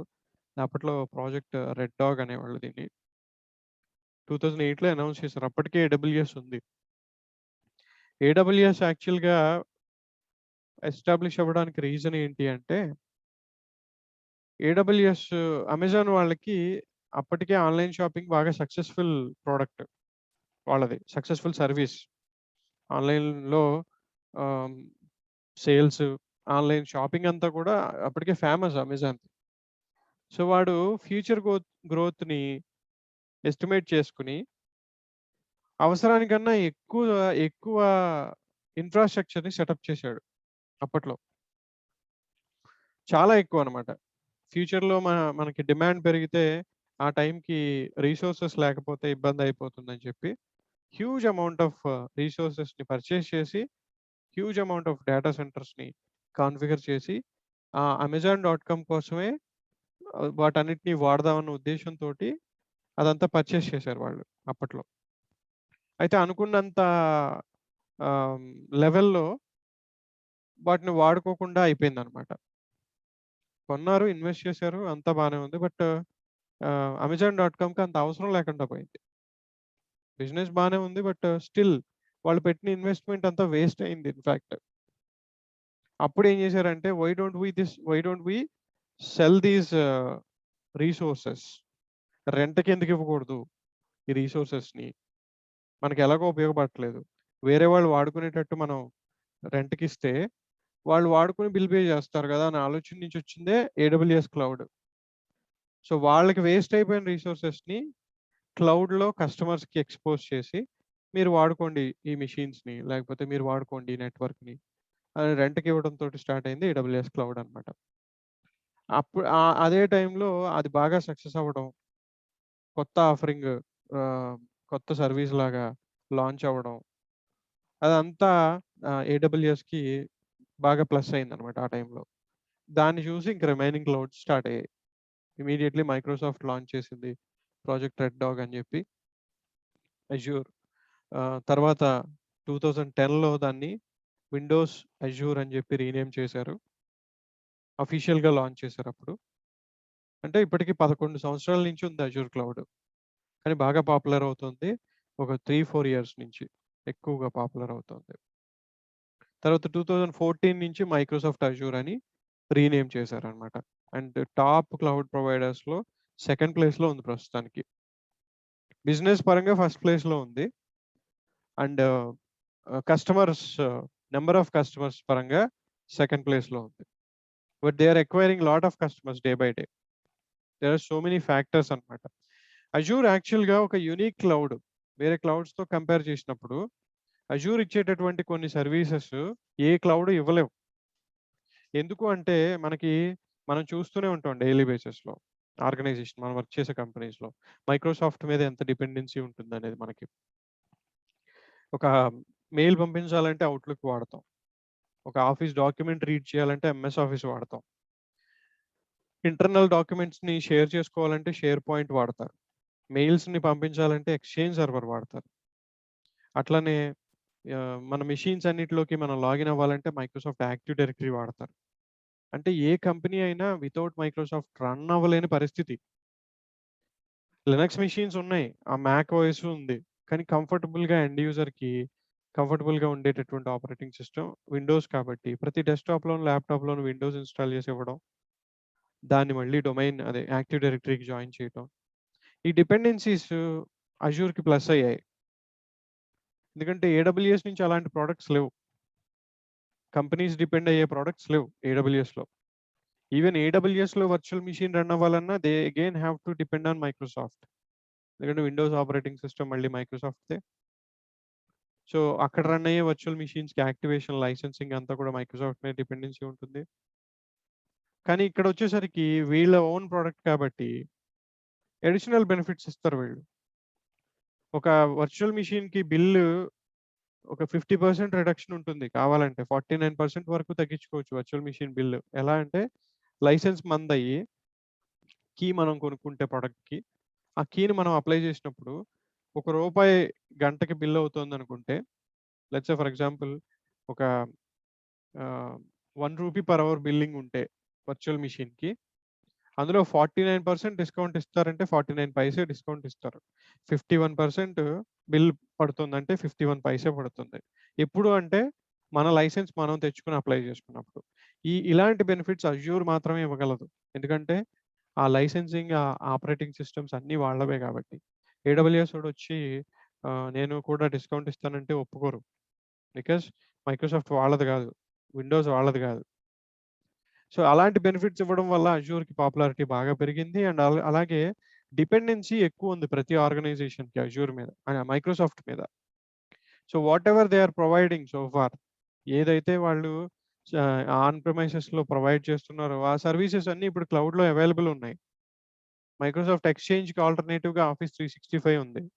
ఎంఎస్ ఆఫీస్ కూడా వాడుకోవచ్చు దాంట్లో. షేర్ పాయింట్‌కి ఆల్టర్‌నేటివ్‌గా షేర్ పాయింట్ ఆన్‌లైన్ ఉంది. Microsoft SQL server Azure SQL database కింద ఆ క్లౌడ్‌లో సర్వీస్ కింద దొరుకుతుంది. అంటే ప్రతి అప్లికేషన్‌ని ఆర్గనైజేషన్ వాడే ఆల్‌మోస్ట్ ఆల్ సర్వీసెస్‌ని క్లౌడ్‌లోకి ఇంటిగ్రేట్ చేసేసారు వీళ్ళు. ఈ సర్వీసెస్ వేరే క్లౌడ్స్ ఇవ్వలేవు. Because they are proprietary to Microsoft అన్నమాట. అలాగే వాళ్ళు లైసెన్సింగ్ బెనిఫిట్స్ అవి ఇవ్వడం, యునిక్ సర్వీసెస్ ఎక్కువగా ఉండటం వల్ల అజ్యూర్‌కి డిమాండ్ పెరుగుతుంది. కస్టమర్ బేస్ పెరుగుతుంది. సో, నౌ ఆహ్, ఎక్కడెక్కడ ఉంది అజ్యూర్ అంటే ప్రాబబ్లీ ఈ నంబర్ ఆఫ్ రీజియన్స్ ఇంక్రీజ్ అయ్యి ఉండొచ్చు. ఫ్రమ్ ద లాస్ట్ క్లాస్‌లో నంబర్స్ ఇవి. సో, ఇంకా ఇంక్రీజ్ అయ్యి ఉండొచ్చు. You can check out. ఎప్పుడు కావాలంటే అప్పుడు చెక్ చేసుకోవచ్చు. అజ్యూర్ గ్లోబల్ ఇన్‌ఫ్రాస్ట్రక్చర్ అని చెప్పి మనం సెర్చ్ చేస్తే ఒక డాక్యుమెంట్ ఓపెన్ అవుతుంది. ఇందులో చూసినప్పుడు ఆ నంబర్స్ అన్నీ మనకి ఇక్కడ క్లియర్‌గా ఉంటాయన్నమాట. ఎప్పటికప్పుడు. ఎప్పుడెప్పుడు వాళ్ళు ఎన్ని రీజియన్స్‌ని యాడ్ చేశారు, ఎన్ని డేటా సెంటర్స్ ఉన్నాయి, ఎక్కడెక్కడ వాళ్ళ ప్రెజెన్స్ ఉంది, మొత్తం అంతా కూడా మనకి ఈ డాక్యుమెంట్‌లో తెలుస్తుంది. Azure presence. మొత్తం అన్ని లొకేషన్స్‌లోనూ ఆల్‌మోస్ట్ అన్ని లొకేషన్స్‌లోనూ ప్రెజెన్స్ ఉంది completely. So, oldest data centre Azure వాళ్ళది. ఫస్ట్ అంటే ఇనీషియల్ డేస్‌లో వాళ్ళు స్టార్ట్ చేసినప్పుడు క్రియేట్ చేసినటువంటి డేటా సెంటర్స్ ఇవి ఈ లొకేషన్స్‌లో ఉంటాయి. 2008 అనుకున్నాం కదా! Project red dog. సో, 2007లో యాక్చువల్‌గా వాషింగ్టన్‌లో ఫస్ట్ టైమ్ స్టార్ట్ అయిందనమాట. వెస్ట్ యూఎస్ 2లో. తర్వాత సౌత్ సెంట్రల్ యూఎస్ టెక్సాస్‌లో. అండ్ తర్వాత నార్త్ సెంట్రల్ యూఎస్ ఇల్లినాయిస్‌లో. అండ్ రీసెంట్‌లీ అరిజోనాలో పెట్టారు 2021లో. సో, ఇవన్నీ కూడా ఏ లొకేషన్స్‌లో ఉన్నాయి, ఎక్కడెక్కడ ఉన్నాయని తెలుసుకోవడానికి. అండ్ అలాగే ఆహ్, న్యూ రీజియన్స్. సో, ఎప్పటికప్పుడు ఈ కొత్త రీజియన్స్ ఇది west US 3, Malaysia, China and Indonesia. These are the upcoming regions అన్నమాట. కొత్తగా వస్తున్నటువంటి. చాలా ఎక్కువ లొకేషన్స్‌లో ఎక్కువ డేటా సెంటర్స్ ఉన్నది ఎట్ ద మూమెంట్ అజ్యూర్‌కి మాత్రమే. వేరే వాళ్ళకి ఎవరికీ లేదు. ఈవెన్ మా ఒరాకిల్ క్లౌడ్ ఇన్‌ఫ్రాస్ట్రక్చర్ కూడా మైక్రోసాఫ్ట్‌తో టై అప్ అయింది. వాళ్ళకి ప్రెజెన్స్ లేని చోట మైక్రోసాఫ్ట్ డేటా సెంటర్స్‌ని వాడుకునేటట్టు అగ్రీమెంట్ చేసుకున్నారు. ఒరాకిల్ క్లౌడ్‌కి ఎక్కడెక్కడైతే డేటా సెంటర్స్ లేవో అక్కడక్కడ మైక్రోసాఫ్ట్ డేటా సెంటర్స్‌ని యూజ్ చేసుకునే అగ్రీమెంట్‌ని చేసుకున్నారు. మ్యూచువల్ అగ్రీమెంట్ అన్నమాట. అలాగే మైక్రోసాఫ్ట్‌కి ఎక్కడ ప్రెజెన్స్ లేదో అక్కడ ఒరాకిల్‌కి డేటా సెంటర్ ఉంటే వాళ్ళు ఒరాకిల్ డేటా సెంటర్‌ని వాడుకునేటట్టు మ్యూచువల్ అగ్రీమెంట్ జరిగింది లాస్ట్ ఇయర్. సో, అలా అన్ని క్లౌడ్స్ అలా ముందుకొస్తున్నాయి. అందరూ ఒకళ్ళతో ఒకళ్ళు అగ్రీ అయ్యి షేర్ చేసుకునే విధంగా ముందుకెళ్తున్నారన్నమాట. సో, దే దే ద మనకి కంప్లీట్‌గా 60+ రీజియన్స్‌లో ఇంకా ఎక్కువే ఇప్పుడు ఇంకా అడిషనల్‌గా మనకి యాడ్ అవుతుంది regions. So, 70 regions nearly 156+ physical data centres ఉన్నాయి వాళ్ళకి. అలాగే అజ్యూర్ కొన్ని యూనిక్ సర్వీసెస్‌ని ఆఫర్ చేస్తుంది. Azure active directory, Azure monitor, web application firewall, Azure migrate. Trust me migration టూల్స్‌లో వీళ్ళ దగ్గర ఉన్నటువంటి టూల్స్ ఎవరి దగ్గర లేవు క్లౌడ్‌లో. అండ్ అజ్యూర్ యాక్టివ్ డైరెక్టరీ అనేది ఆన్ ప్రిమైసెస్‌లో ఉండే యాక్టివ్ డైరెక్టరీకి ఆల్టర్‌నేటివ్. ఈ సర్వీస్ మైక్రోసాఫ్ట్ మాత్రమే ఇవ్వగలదు. వేరే వాళ్ళు ఎవ్వరు ఇవ్వలేరు. అండ్ ఈ సర్వీస్ లేకుండా ఏ ఆర్గనైజేషన్ నడవదు. So, dependency. అందుకని అట్ ద సేమ్ టైమ్ వాళ్ళు క్లౌడ్ బెనిఫిట్స్ కాస్టింగ్‌లో కూడా బెనిఫిట్స్ ఇవ్వడం వల్ల ఈ క్లౌడ్‌కి ఎక్కువగా పాపులారిటీ పెరుగుతుందన్నమాట. అండ్ ఇంటర్ఫేస్ అంతా కూడా యూజర్ ఫ్రెండ్లీగా ఉంటుంది. స్ట్రెయిట్ ఫార్వర్డ్‌గా ఉంటుంది. నేమింగ్ కన్వెన్షన్ ఈజీగా ఉంటుంది. అంత కంఫర్టబుల్‌గా ఉంటుందన్నమాట ఇది క్లౌడ్. అండ్ తర్వాత ఫ్యూచర్డ్ రీజియన్స్ అని కొన్నున్నాయి. What does it mean by featured regions అంటే కొన్ని కంట్రీస్ వాళ్ళ లొకేషన్స్‌లో అజ్యూర్‌ని అలౌ చేయరు. Like China for example. China గురించి మనకు తెలుసు. వాళ్ళ డేటా బయటికి రాకుండా వాళ్ళ కంట్రీ లిమిట్స్‌లోనే ఉండేటట్టు చైనా యాక్చువల్లీ మెజర్స్ అన్నీ తీసుకుంటుంది. అలాగే ఇండియా మనకి రీసెంట్‌గా పబ్‌జీ బ్లాక్ అవ్వడం. ఇవన్నీ కూడా ఎందుకు అంటే మన డేటా మన మన సిటిజన్ డేటా, మన సెన్సిటివ్ డేటా అదర్ ఇప్పుడు పబ్‌జీ ఆడుతున్నాము అంటే పబ్‌జీ సర్వర్ చైనాలో ఉంటుంది. లేకపోతే టిక్‌టాక్ వాడుతున్నాం అంటే టిక్‌టాక్ సర్వర్ చైనాలో ఉంటుంది. ప్రతి యూజరు ఆ అప్లికేషన్‌ని సైన్ అప్ చేసుకొని దాంట్లో వాడుతున్నప్పుడు మనకు తెలియకుండానే మన డేటా మన దగ్గర కాకుండా వేరే ఎక్కడో సేవ్ అవుతుంది. అంటే చైనా సర్వర్స్‌లో సేవ్ అవుతుంది. Which they can access. They have full control. Right. మన డేటాని వాళ్ళు చూడగలుగుతున్నారు. సో, మన కంట్రీకి సంబంధించినటువంటి పర్సనల్ ఇన్ఫర్మేషన్ వాళ్ళు యాక్సెస్ చేయగలుగుతున్నారు కాబట్టే government has took a decision and blocked all these things. At the same time ఆ మెజర్‌మెంట్స్ తీసుకోవడం వల్ల మన డేటా వితిన్ మన కంట్రీ లిమిట్స్‌లోనే ఉంటుంది. ఇక్కడే టిక్‌టాక్ ఒక బ్రాంచ్ ఓపెన్ చేసింది ఇమ్మీడియేట్‌లీ. అప్పటికే ఉంది. Then they materialized it. అక్కడ డేటా సెంటర్ సెటప్ చేయటం. Anyway it's been blocked finally. And అలాగే పబ్‌జీ కూడా వాళ్ళ డేటా సెంటర్స్ ఇక్కడ సెటప్ చేయటం. సో థట్ ఇక్కడే సేవ్ అవుతది. మీ డేటా ఎక్కడికెళ్ళదు అని చెప్పడం. అలాగా కొన్ని రీజియన్స్ ఉన్నాయి.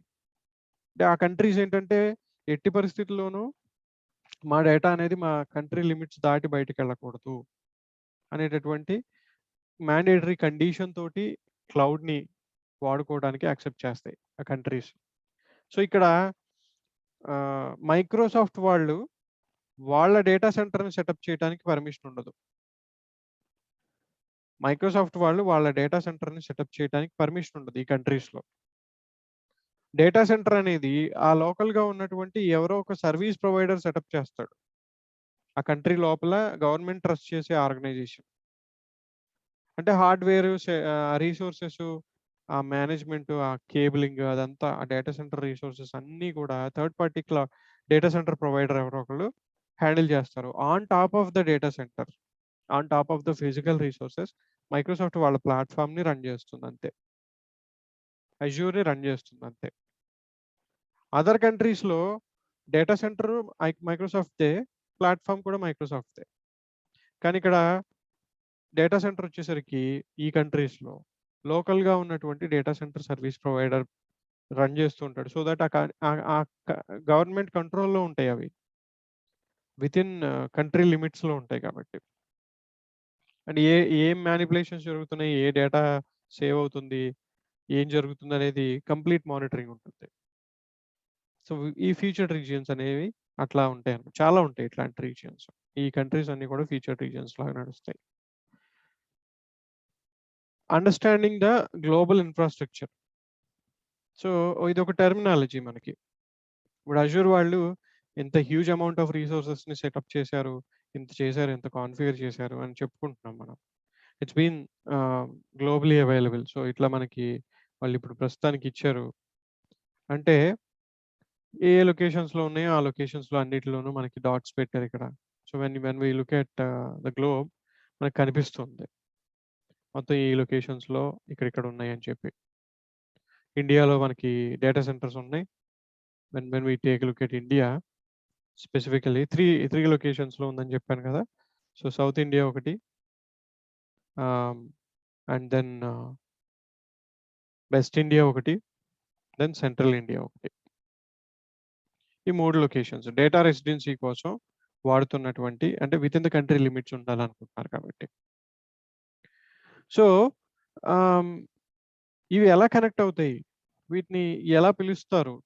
టెక్నికల్ టెర్మినాలజీలో ఎలా మెన్షన్ చేస్తారు? ఈ ఈ పర్టిక్యులర్ ఇన్‌ఫ్రాస్ట్రక్చర్ అంటే జియోగ్రఫీ అనేది ఏంటంటే టాప్ లెవెల్ ఆహ్, డేటా రెసిడెన్సీ బౌండరీ అన్నమాట అది. డేటా రెసిడెన్సీ అంటే నథింగ్ బట్ డేటాని ఎక్కడ ఉంచుతున్నాం అనేది డేటా రెసిడెన్సీ అన్నమాట. డేటా ఉండటానికి అవసరమైన ప్లేస్. అంటే within the country boundary, within the country లిమిట్స్‌లో పెట్టాలి అంటే గనక ఆ కంట్రీ డేటా రెసిడెన్సీని ఫాలో అవుతుందని చెప్పొచ్చు.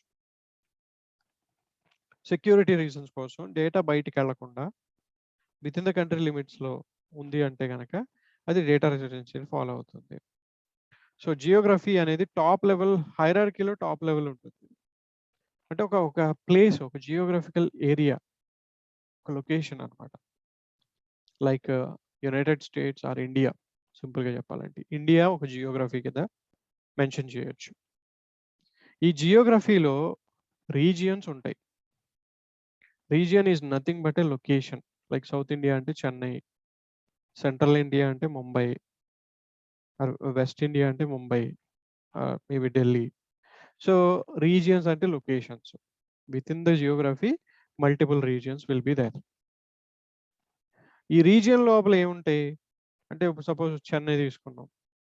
చెన్నై లోపల చెన్నై సిటీలో ఏదో ఒక కార్నర్‌లో మైక్రోసాఫ్ట్ డేటా సెంటర్ ఉంటుంది.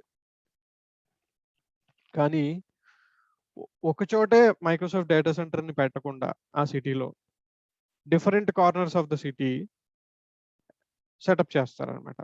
అంటే within Chennai there will be multiple zones. వాటిని అవైలబిలిటీ జోన్స్ అంటారనమాట. అంటే south Chennai, west Chennai, east Chennai, north Chennai 4 zones అనుకుంటే ఈ 4 కార్నర్స్‌లో 4 డేటా సెంటర్‌లు పెడుతది మైక్రోసాఫ్ట్. ఎందుకు? What is the purpose? For example చెన్నైలో ఏ ఏ ఫ్లడ్స్ వచ్చినా, like any kind of natural calamity వచ్చినా ఒక ప్లేస్ ఇంపాక్ట్ అయితే మొత్తం చెన్నై అంతా ఇంపాక్ట్ అయ్యే ఛాన్సెస్ ఉండవు. రేర్ కేస్ అది. But in case west Chennai impact అయింది డ్యూ టు ఫ్లడ్స్ అంటే rest of the zones impact అవ్వలేదు. అంటే ఇక్కడ హై అవైలబిలిటీ కోసం, సర్వీస్ అవైలబిలిటీ కోసం ఇలా ఈ ఆర్కిటెక్చర్‌ని డిజైన్ చేశారనమాట. జియోగ్రఫీ అంటే ఒక కంట్రీ. అందులో ఉండేటటువంటి డిఫరెంట్ సిటీస్ ఏమో రీజియన్స్. వితిన్ ద సిటీస్ ఒక ఏరియా ఏమో జోన్. ఈ జోన్ లోపల యాక్చువల్‌గా మల్టిపుల్ డేటా సెంటర్స్ ఉంటాయన్నమాట ఇట్లా. So, within zone multiple data centres ఉంటాయి. Zone is a collection of multiple data centres. Data centres ఎలా ఉంటాయి అనే డౌట్ ఉంటే ఒకవేళ you can look at this. So, ఇంటర్నల్‌గా లోపలికి ఎంటర్ అయినప్పుడు ఇలాగా కలెక్షన్ ఆఫ్ ర్యాక్స్ వీటిలన్నిటిలోను సర్వర్స్, నెట్వర్కింగ్ ఇవన్నీ కూడా కేబులింగ్ జరిగి ఒకదానితో ఒకటి కమ్యూనికేట్ అవుతూ ఇంటర్నల్‌గా లోపల ఇలా పెద్ద పెద్ద డేటా సెంటర్స్ అయితే ఇట్లా ఉంటాయి. ఇదే డేటా సెంటర్స్ నుంచి బయట నుంచి చూస్తే ఇట్లా గోడౌన్స్ లాగా ఉంటాయన్నమాట. ఇట్లా పెద్ద పెద్ద buildings. Facebook data centres, Microsoft data centres, Google data centres ఇట్లా పెద్ద పెద్ద గోడౌన్స్ లాగా ఉంటాయి. లోపల ఇలా ఉంటుంది. సో, ఇలాంటి ఒక డేటా సెంటర్ చెన్నైలో ఒక కార్నర్‌లో ఉంటుంది. ఇలాంటి ఇంకొక డేటా సెంటర్ ఇంకొక కార్నర్‌లో ఉంటుంది. ఇంకొక డేటా సెంటర్ ఇంకొక కార్నర్‌లో ఉంటుంది. అట్లా మెయింటైన్ చేస్తారు ఈ బిల్డింగ్స్‌ని. సో, ఇలా మల్టిపుల్ బిల్డింగ్స్ ఒక జోన్‌లో ఉంటాయి. A zone is a collection of multiple data centres, multiple buildings, multiple godowns అన్నమాట. And collection of multiple zones. Collection of multiple zones is a region. Collection of multiple regions is a geography. ఒక జియోగ్రఫీలో multiple regions ఉంటాయి. India అనే జియోగ్రఫీలో చెన్నై ఉంది, ముంబై ఉంది, ఢిల్లీ ఉంది అనుకుంటే. మళ్ళీ చెన్నై లోపల అటుపక్క కోయంబత్తూర్ ఒకటి లేకపోతే అట్లా డిఫరెంట్ ఏరియాస్‌లో ఉండేటటువంటి ప్లేసెస్‌ని జోన్స్ అంటున్నాం. జోన్ లోపల మళ్ళీ డేటా సెంటర్స్ ఉంటాయి. సో, అన్నీ కూడా హై స్పీడ్ లింక్స్ తోటి, హై స్పీడ్ కనెక్టివిటీ తోటి కనెక్ట్ అయ్యి ఉంటాయి. ప్రతి ఎంటిటీ కూడా హై స్పీడ్ కనెక్టివిటీ తోటి ఇది మనం ఎందుకు ఇంత డీప్‌గా డిస్కస్ చేయాల్సొస్తుంది అంటే, ఇది సర్టిఫికేషన్‌లో అడుగుతారు. సర్టిఫికేషన్‌లో వస్తది question around this. And also ఇంటర్వ్యూస్‌లో కూడా అడుగుతారు. What is the hierarchy of Azure? వేరే క్లౌడ్స్‌లో ఇలా ఉండకపోవచ్చు. వాళ్ళ టెర్మినాలజీ డిఫరెంట్‌గా ఉండొచ్చు. సో, టెర్మినాలజీ మాత్రమే డిఫరెంట్‌గా ఉంటుంది. టెక్నాలజీ సిమిలర్‌గా ఉంటుంది. పేరు మాత్రమే మారుతుంది. మనకు ఒరాకిల్‌లో దీన్ని అవైలబిలిటీ డొమైన్ అంటారు. ఓసీఐలో. రీజియన్‌నే అంటారు. జియోగ్రఫీ అంటారు. బట్ ఇక్కడ జోన్ అని పిలవరు. అవైలబిలిటీ డొమైన్ అంటారనమాట. ఏడబ్ల్యూఎస్‌లో అవైలబిలిటీ జోన్సే అంటారు. రీజియన్సే అంటారు. జియోగ్రఫీసే అంటారు. అండ్ ఇక్కడ ఇంకొకటి ఏంటి మనకి ఒక యూనిక్ ఫీచర్ ఉందని చెప్పుకున్నాం అజ్యూర్‌లో. What is it? Regional pair. అంటే ఒక రీజియన్‌కి దానికి మ్యాచింగ్ పెయిర్ ఉంటుందన్నమాట. అంటే ఈస్ట్ యూఎస్‌కి west US is the regional pair. అంటే మ్యాప్‌లో క్వైట్ ఆపోజిట్ లొకేషన్స్‌లో ఉన్నటువంటి డేటా సెంటర్స్‌ని పెయిర్స్ కింద డిఫైన్ చేసింది. ఈస్ట్ యూఎస్ అనేది ఈస్ట్ సైడ్ ఉంది. వెస్ట్ యూఎస్ అనేది వెస్ట్ సైడ్ ఉంది. ఈ 2 కలిపితే రీజినల్ పెయిర్ అవుతుంది. అంటే మీకు హై అవైలబిలిటీ కావాలనుకుంటే, హైలీ అవైలబుల్ సర్వీస్ కావాలనుకుంటే, మీ సర్వీసెస్‌ని డిస్ట్రిబ్యూట్ చేయండి. ఈస్ట్ యూఎస్‌లో కొన్ని పెట్టుకోండి. వెస్ట్ యూఎస్‌లో కొన్ని పెట్టుకోండి. In case of east US natural calamity వల్ల ఏమైనా ఇంపాక్ట్ అయితే సచ్ యాస్ తుఫాన్స్ గాని, సైక్లోన్స్ గాని, ఎర్త్‌క్వేక్స్ గాని, any kind of natural calamity వల్ల ఈస్ట్ యూఎస్ ఇంపాక్ట్ అయితే, అక్కడి నుంచి మైల్స్ దూరంలో ఉన్నటువంటి థౌసండ్స్ ఆఫ్ మైల్స్ దూరంలో ఉన్న వెస్ట్ యూఎస్‌లో మీ సర్వీసెస్ రన్ అవుతున్నాయి కాబట్టి, ఇది ఫెయిల్ అయినా దీంట్లో మీ సర్వీసెస్ కంటిన్యూ అవుతాయి. సో, మీకు హై అవైలబిలిటీ ఉంటుంది. సర్వీస్ ఇంపాక్ట్ ఉండదు. అందుకని రీజినల్ పెయిర్స్‌ని తీసుకొచ్చారు. మనం చూస్తాం అది ఎట్లా రీజినల్ పెయిర్స్ ఎక్కడుంటాయి ఆప్షన్స్ అవి కూడా చూస్తాం next upcoming. Finally, this is about Azure overview. Now, how to manage Azure? అసలు ఎలా మనం రియల్ టైమ్‌లో Azureని ఎలా మేనేజ్ చేస్తాం? There are multiple ways of managing Azure. ఒకటి ఎక్కువగా 99% ఆఫ్ ద పీపుల్ యూజ్ చేసేది పోర్టల్. పోర్టల్ ఎలా యాక్సెస్ చేస్తాం? అంటే బ్రౌజర్ ఓపెన్ చేసి portal.azure.com యూఆర్ఎల్ ఇస్తే ఒక అకౌంట్ క్రియేట్ చేసుకోమంటుంది. అకౌంట్ లేకపోతే, అకౌంట్ ఉంటే ఆల్రెడీ లాగిన్ అయ్యి ఉంటే Azure లోడ్ అయిపోతుంది. This is what is Azure. So అజూర్లో మనకి మనం మేనేజ్ చేసుకునేటటువంటి ఇన్ఫ్రాస్ట్రక్చర్ తాలూకు ఆప్షన్స్ అన్నీ ఉంటాయి. వర్చువల్ మెషిన్స్ క్రియేట్ చేసుకోవచ్చు, నెట్వర్క్స్ క్రియేట్ చేసుకోవచ్చు, స్టోరేజ్ క్రియేట్ చేసుకోవచ్చు, load balancers, SQL databases, applications, ఇవన్నీ మనం మెజారిటీ ఆఫ్ ద సర్వీసెస్ని మనం డిస్కవర్ చేస్తాం throughout the course. So portal.azure.com is the major tool for managing Azure. Primary tool in fact చెప్పాలంటే. ఇక్కడ మనం విజువల్గా అన్ని చూడగలుగుతాం, అన్ని చేయగలుగుతాం. వర్చువల్ మిషన్స్ కావాలంటే we request virtual machine, we create virtual machine, we use it తర్వాత. సో ఇంటర్ఫేస్ చాలా ఫ్రెండ్లీ ఉంటుంది, యూజర్ ఫ్రెండ్లీ, ఇంట్యూటివ్గా ఉంటుంది. అండ్ అజూర్లో ఓవరాల్గా ఇలాంటి సర్వీసెస్ 3500 ప్లస్ సర్వీసెస్ ఉన్నాయి. ఇక్కడ మనకు కనిపించేటటువంటివి కొన్ని. So there are so many services, all resources, all services అన్నప్పుడు ఆ 3500 సర్వీసెస్ డిఫరెంట్ కేటగిరీస్లో కనిపిస్తాయి మనకి. ఇక్కడ కనిపించేవన్నీ కూడా మైక్రోసాఫ్ట్ అజూర్ ప్రొవైడ్ చేసే సర్వీసెస్ ఇవన్నీ. Azure Kubernetes services, Azure SQL service, Azure virtual clusters. So అన్నీ కూడా అజూర్ సర్వీసెస్. ఏ కస్టమర్కి ఏ సర్వీస్ కావాలితే ఆ సర్వీస్ని డిప్లాయ్ చేసుకుంటాడు, వాడుకుంటాడు, అవసరం లేనప్పుడు డిలీట్ చేసేస్తాడు పే యాజ్ యూ గో మోడల్లో. ఇక్కడ మరి 3500 అన్నాం, అన్నీ ఇక్కడ కనిపిస్తున్నాయా? These are limited. 500 కూడా ఉండవు కదా మోస్ట్లీ మనకు కనిపించేవి. మరి ఎక్కడున్నాయి 3500 అంటే మైక్రోసాఫ్ట్కి మార్కెట్ ప్లేస్ ఉంటుంది, అజూర్ మార్కెట్ ప్లేస్. ఈ మార్కెట్ ప్లేస్లో వేరే వెండర్స్, వేరే కంపెనీస్ వాళ్ళ ప్రోడక్ట్స్ని క్లౌడ్ ప్లాట్ఫామ్కి ఇంటిగ్రేట్ అయ్యేటట్టు వాళ్ళ ప్రోడక్ట్ సేల్స్ కోసం వాటిని ఇక్కడ పబ్లిష్ చేస్తారనమాట. సో ఇక్కడ మనకి రెస్ట్ ఆఫ్ ద సర్వీసెస్ అన్ని కనపడతాయి డిఫరెంట్ కేటగిరీస్లో. సో 3500 ప్లస్ సర్వీస్ ఆఫరింగ్స్ అజూర్లో యాజ్ ఆన్ టుడే అవైలబుల్ ఉన్నాయి. అవి పెరుగుతూ ఉన్నాయి. ఇంకా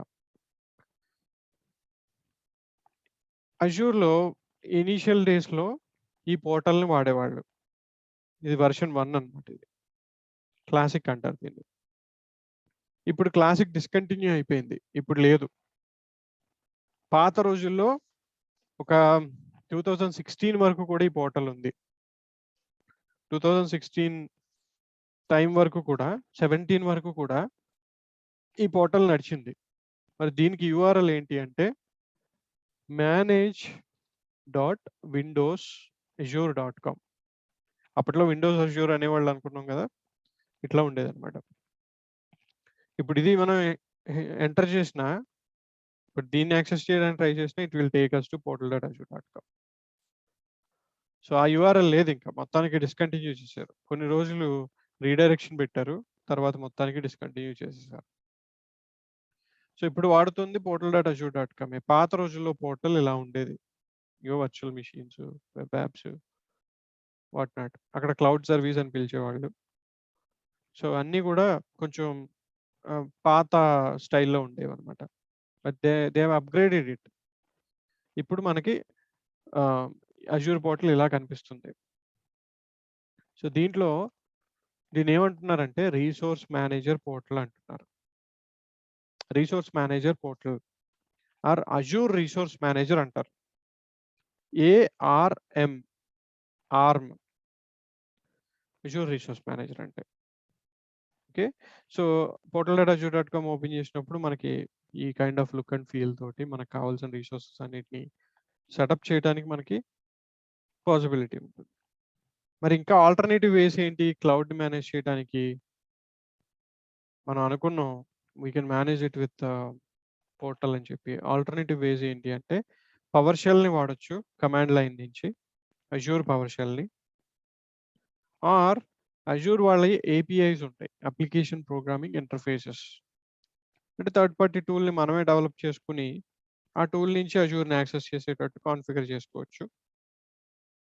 సో ఆ టూల్ అలాగే ఏపీఐస్ నుంచి యాక్సెస్ చేసుకోవచ్చు అవసరం అయితే, లేదంటే పవర్ షెల్ నుంచి యాక్సెస్ చేయొచ్చు, లేదంటే పోర్టల్ నుంచి యాక్సెస్ చేయొచ్చు. మూడు రకాలుగా చేయొచ్చు మనం. ఏది చేసినా సరే, ఎక్కడి నుంచి ఎలా ఆపరేట్ చేసినా సరే రిజల్ట్స్ అన్నీ సిమిలర్‌గా ఉంటాయి. పోర్టల్‌లో వీఎం క్రియేట్ చేసినా, పవర్ షెల్‌లో వీఎం క్రియేట్ చేసినా అవుట్‌పుట్ అనేది కామన్‌గా ఉంటుంది. పవర్ షెల్‌లో క్రియేట్ చేసిన వీఎం ఇక్కడ పోర్టల్‌లో కూడా కనిపిస్తుంది. పోర్టల్‌లో క్రియేట్ చేసిన వీఎం పవర్ షెల్‌లో కూడా కనిపిస్తుంది. అంటే యూనిఫైడ్ రిజల్ట్స్ అన్నమాట. Then types of cloud services. Types of clouds చూసాం ఇందాక. Public, private, hybrid clouds. Types of cloud services అంటే ఆన్ ప్రెమైసెస్ పూర్తిగా ప్రైవేట్‌గా ఉండేటటువంటి సొల్యూషన్ ఇది. ఇక్కడ ప్రతి లేయర్ ఐటీ ఇన్‌ఫ్రాస్ట్రక్చర్‌లో ఉండే ప్రతి లేయర్ కూడా మనకి మన కంట్రోల్‌లో ఉంటుంది. నెట్వర్కింగ్ లేయర్ మన ఇంజినీర్స్ చూసుకుంటారు. స్టోరేజ్ మన ఇంజినీర్స్ చూసుకుంటారు. సర్వర్స్ మన ఇంజినీర్స్ చూసుకుంటారు. వర్చువలైజేషన్ వీఎంవేర్ అయితే వీఎంవేర్, సిట్రిక్స్ అయితే సిట్రిక్స్ ఆ ఇంజినీర్స్ చూసుకుంటారు. ఇది క్లోజ్డ్. ఇక్కడ మొత్తం రెస్పాన్సిబిలిటీ మనదే. ఆన్ ప్రెమైసెస్‌లో. అన్ని లేయర్స్ మన టీమ్స్ కంట్రోల్‌లో ఉంటాయి. బికాజ్ మనం ఓన్ చేసాం కాబట్టి డేటా సెంటర్. ప్రైమరీగా క్లౌడ్‌లో కనిపించే సర్వీసెస్ 3. ఒకటి ఐయాస్ ఇందాక చెప్పిందే. 2 పాస్, 3 సాస్. ఐయాస్ వచ్చేసరికి infrastructure as a service. So, ఇప్పుడు పోర్టల్‌కెళ్ళి నాకొక వీఎం కావాలి అనుకుంటే, నాకు ఏ ఆపరేటింగ్ సిస్టమ్‌తో వీఎం కావాలని అడుగుతున్నాను. ఒక మెషిన్ కావాలని అడిగితే, ఏ ఆపరేటింగ్ సిస్టమ్‌తో కావాలో ఆ ఆపరేటింగ్ సిస్టమ్ తోటి నేను వీఎం క్రియేట్ చేసుకోగలను. అండ్ నేను రిక్వెస్ట్ చేసిన వెంటనే నాకు ఒక 2 మినిట్స్‌లో నా మెషిన్ రెడీ అయిపోతుంది. రెడీ అయిన మెషిన్‌లోకి నేను లాగిన్ అవ్వగలను. లాగిన్ అయిన తర్వాత అప్లికేషన్ ఇన్‌స్టాల్ చేయగలను. ఏది కావాలంటే అది చేసుకోగలను. సో, ఇక్కడ ఈ వీఎం క్రియేట్ అయిన తర్వాత, దీంట్లోకి లాగిన్ అవ్వగలిగిన తర్వాత, ఈ వీఎంలోకి, వర్చువల్ మెషిన్‌లోకి మనం ఎవ్రీథింగ్ వి కెన్ హ్యాండిల్ లోపల. అంటే మన కంట్రోల్ ఎక్కడి నుంచి స్టార్ట్ అయింది ఇక్కడ? ఆపరేటింగ్ సిస్టమ్ లెవెల్ నుంచి స్టార్ట్ అయింది. వర్చువల్ మెషిన్ లోపల ఆపరేటింగ్ సిస్టమ్, దాని లోపల మనం ఇన్‌స్టాల్ చేసే అప్లికేషన్స్, దాని మెయింటెనెన్స్ అంతా మన రెస్పాన్సిబిలిటీ. వీఎం వరకు. ఆ వీఎంని రన్ చేయటానికి, ఆ వీఎంని ఆహ్, మన కోసం అలొకేట్ చేయడానికి, రన్ చేయడానికి కావాల్సినటువంటి బ్యాక్‌గ్రౌండ్ ఇన్‌ఫ్రాస్ట్రక్చర్. ఇందాక పెయింట్‌లో చూసినట్టు ఈ సర్వర్స్, ఈ ర్యాక్స్ అండ్ దీనికి నెట్వర్కింగ్, దీనికి స్టోరేజ్, ఏదైతే బ్యాక్ ఎండ్ అంతా ఉందో, ఇదంతా కంట్రోల్ ఎవరి దగ్గర ఉంటుందంటే క్లౌడ్ సర్వీస్ ప్రొవైడర్ దగ్గర ఉంటుందన్నమాట. అంటే హార్డ్‌వేర్ మొత్తం యాక్చువల్‌గా అండర్‌లయింగ్ హార్డ్‌వేర్ అంతా కూడా వాళ్ళు మేనేజ్ చేస్తారు.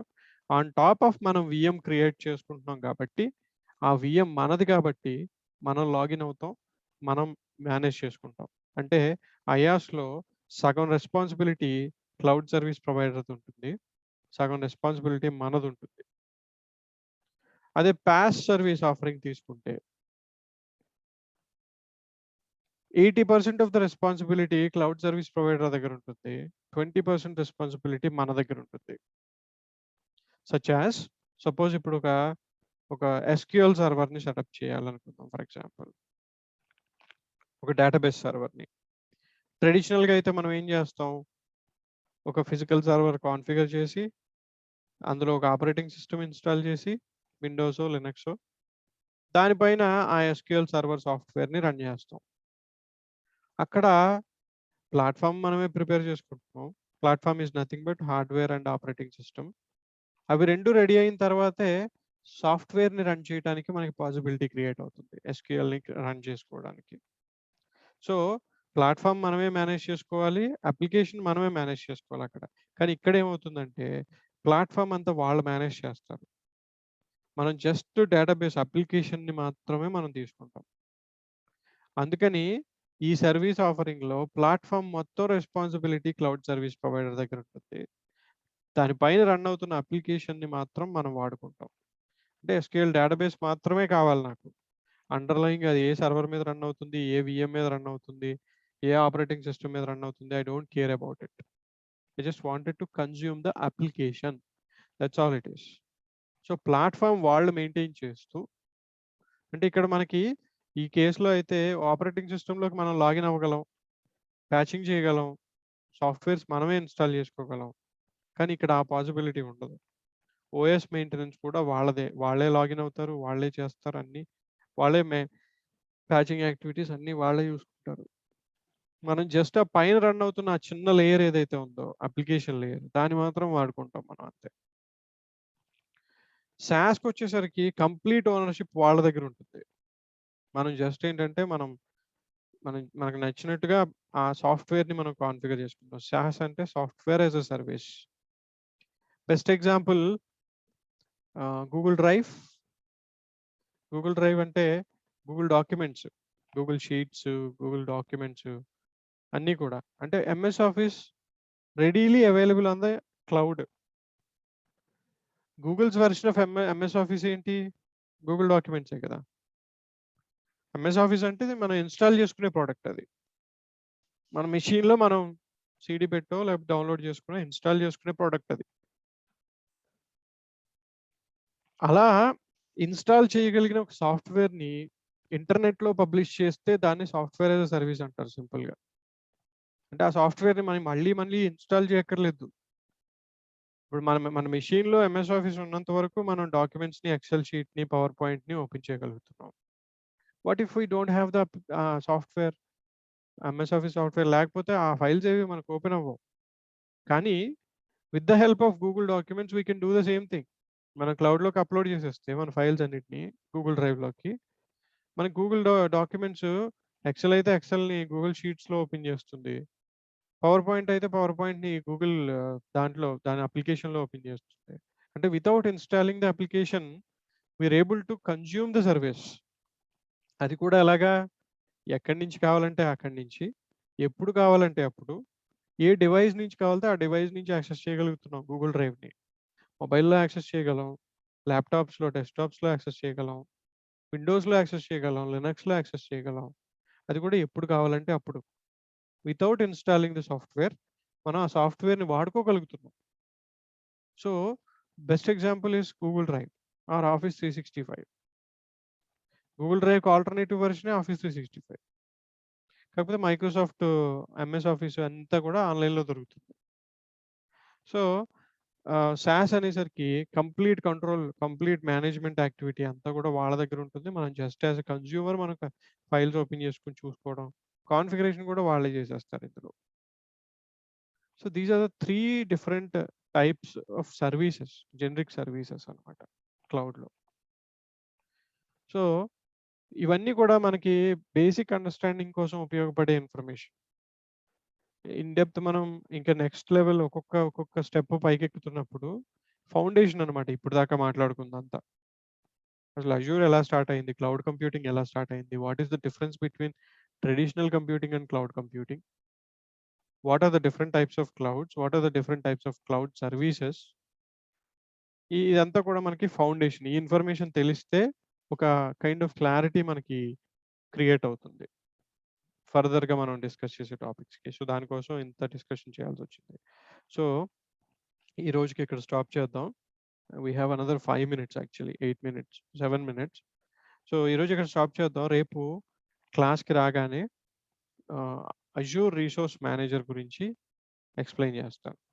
ఆర్మ్ అన్నాను కదా ఇందాక పోర్టల్. దాని బ్యాక్‌గ్రౌండ్ మనకి డెప్త్‌గా యాక్చువల్‌గా మనం రిక్వెస్ట్ చేసే ఒక రిసోర్స్ రిక్వెస్ట్ ఈ పోర్టల్ ఎలా హ్యాండిల్ చేస్తుంది బ్యాక్ ఎండ్‌లో. మనం ఒక డేటాబేస్ క్రియేట్ చేస్తే అది ఆ రిక్వెస్ట్‌ని తీసుకొని ఒక డేటాబేస్‌ని ఎలా క్రియేట్ చేసిస్తుంది మనకి బ్యాక్ ఎండ్‌లో. అదంతా ఇన్ డెప్త్‌గా మనం ఆర్మ్ గురించి మాట్లాడుకుంటూ తెలుసుకుందాం రేపొద్దున్న. అండ్ అలానే ఆహ్, what kind of service offerings అంటే ఏ ఏ కేటగరీస్‌లో అజూర్‌లో సర్వీసెస్ ఉన్నాయి. అవన్నీ కూడా ఒక ఇన్‌ఫ్రాస్ట్రక్చర్‌ని రన్ చేయటానికి ఎలా ఉపయోగపడతాయి. అది కూడా ఓవర్‌వ్యూ రేపొద్దున మనం చూద్దాం. అది మోస్ట్‌లీ రేపు ఫస్ట్ హాఫ్ అన్ అవర్‌లో మనకి డిస్కషన్ కంప్లీట్ అయిపోతుంది. Then we start with virtual network. First basic foundation. Virtual networks అంటే ఏంటి? వర్చువల్ నెట్వర్క్స్‌లో ఉండే ఆప్షన్స్ ఏంటి? ఎందుకంటే ఏ ఇన్‌ఫ్రాస్ట్రక్చర్‌ని మనం సెటప్ చేయాలన్నా సరే key ingredient is network. Network లేకుండా ఎలాంటి ఇన్‌ఫ్రాస్ట్రక్చర్‌ని సెటప్ చేయడం కుదరదు. So first we need to start with networking. Networking కాన్సెప్ట్లో ఇక్కడ ఉన్న ప్రతి ఆప్షన్ని, ప్రతి ఈచ్ అండ్ ఎవ్రీ ఆప్షన్ని టచ్ చేస్తూ మనం డిస్కస్ చేద్దాం. ఎక్కడ ఏ కాన్ఫిగరేషన్ చేయాల్సిన అవసరం ఉంటుంది, what does it mean by address space, what does it mean by subnet, DDoS protection, firewall, everything. We touch everything. So ప్రాక్టికల్గా చూస్తూ రియల్ టైంలో దీనికి సంబంధించిన మనకి ఏం క్వశ్చన్స్ వస్తాయి, ఇంటర్వ్యూలో ఏం క్వశ్చన్స్ వస్తాయి, అవి కూడా మాట్లాడుకుంటూ will move ahead.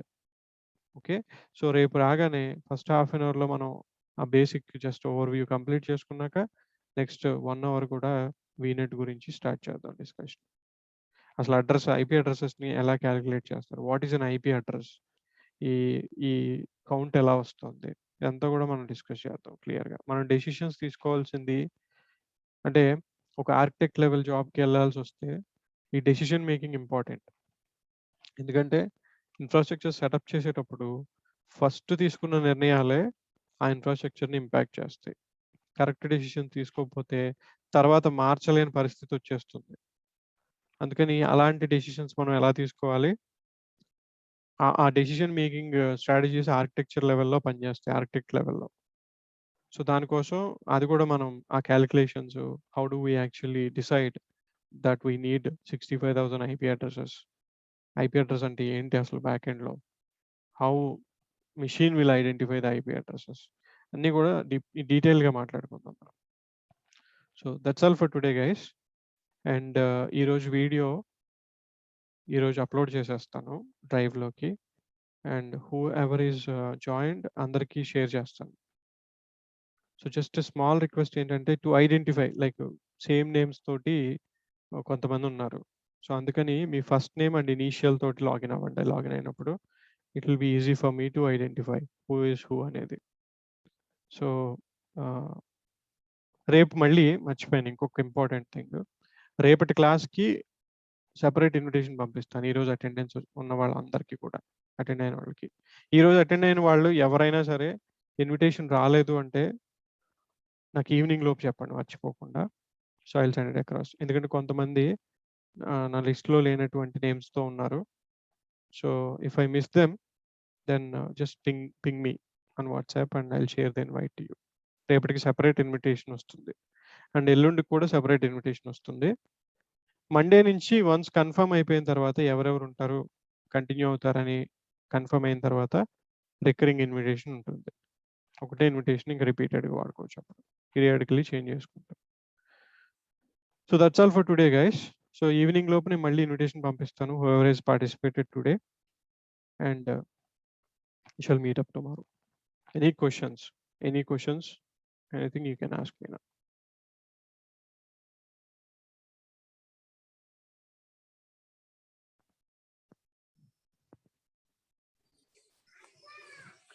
Hello.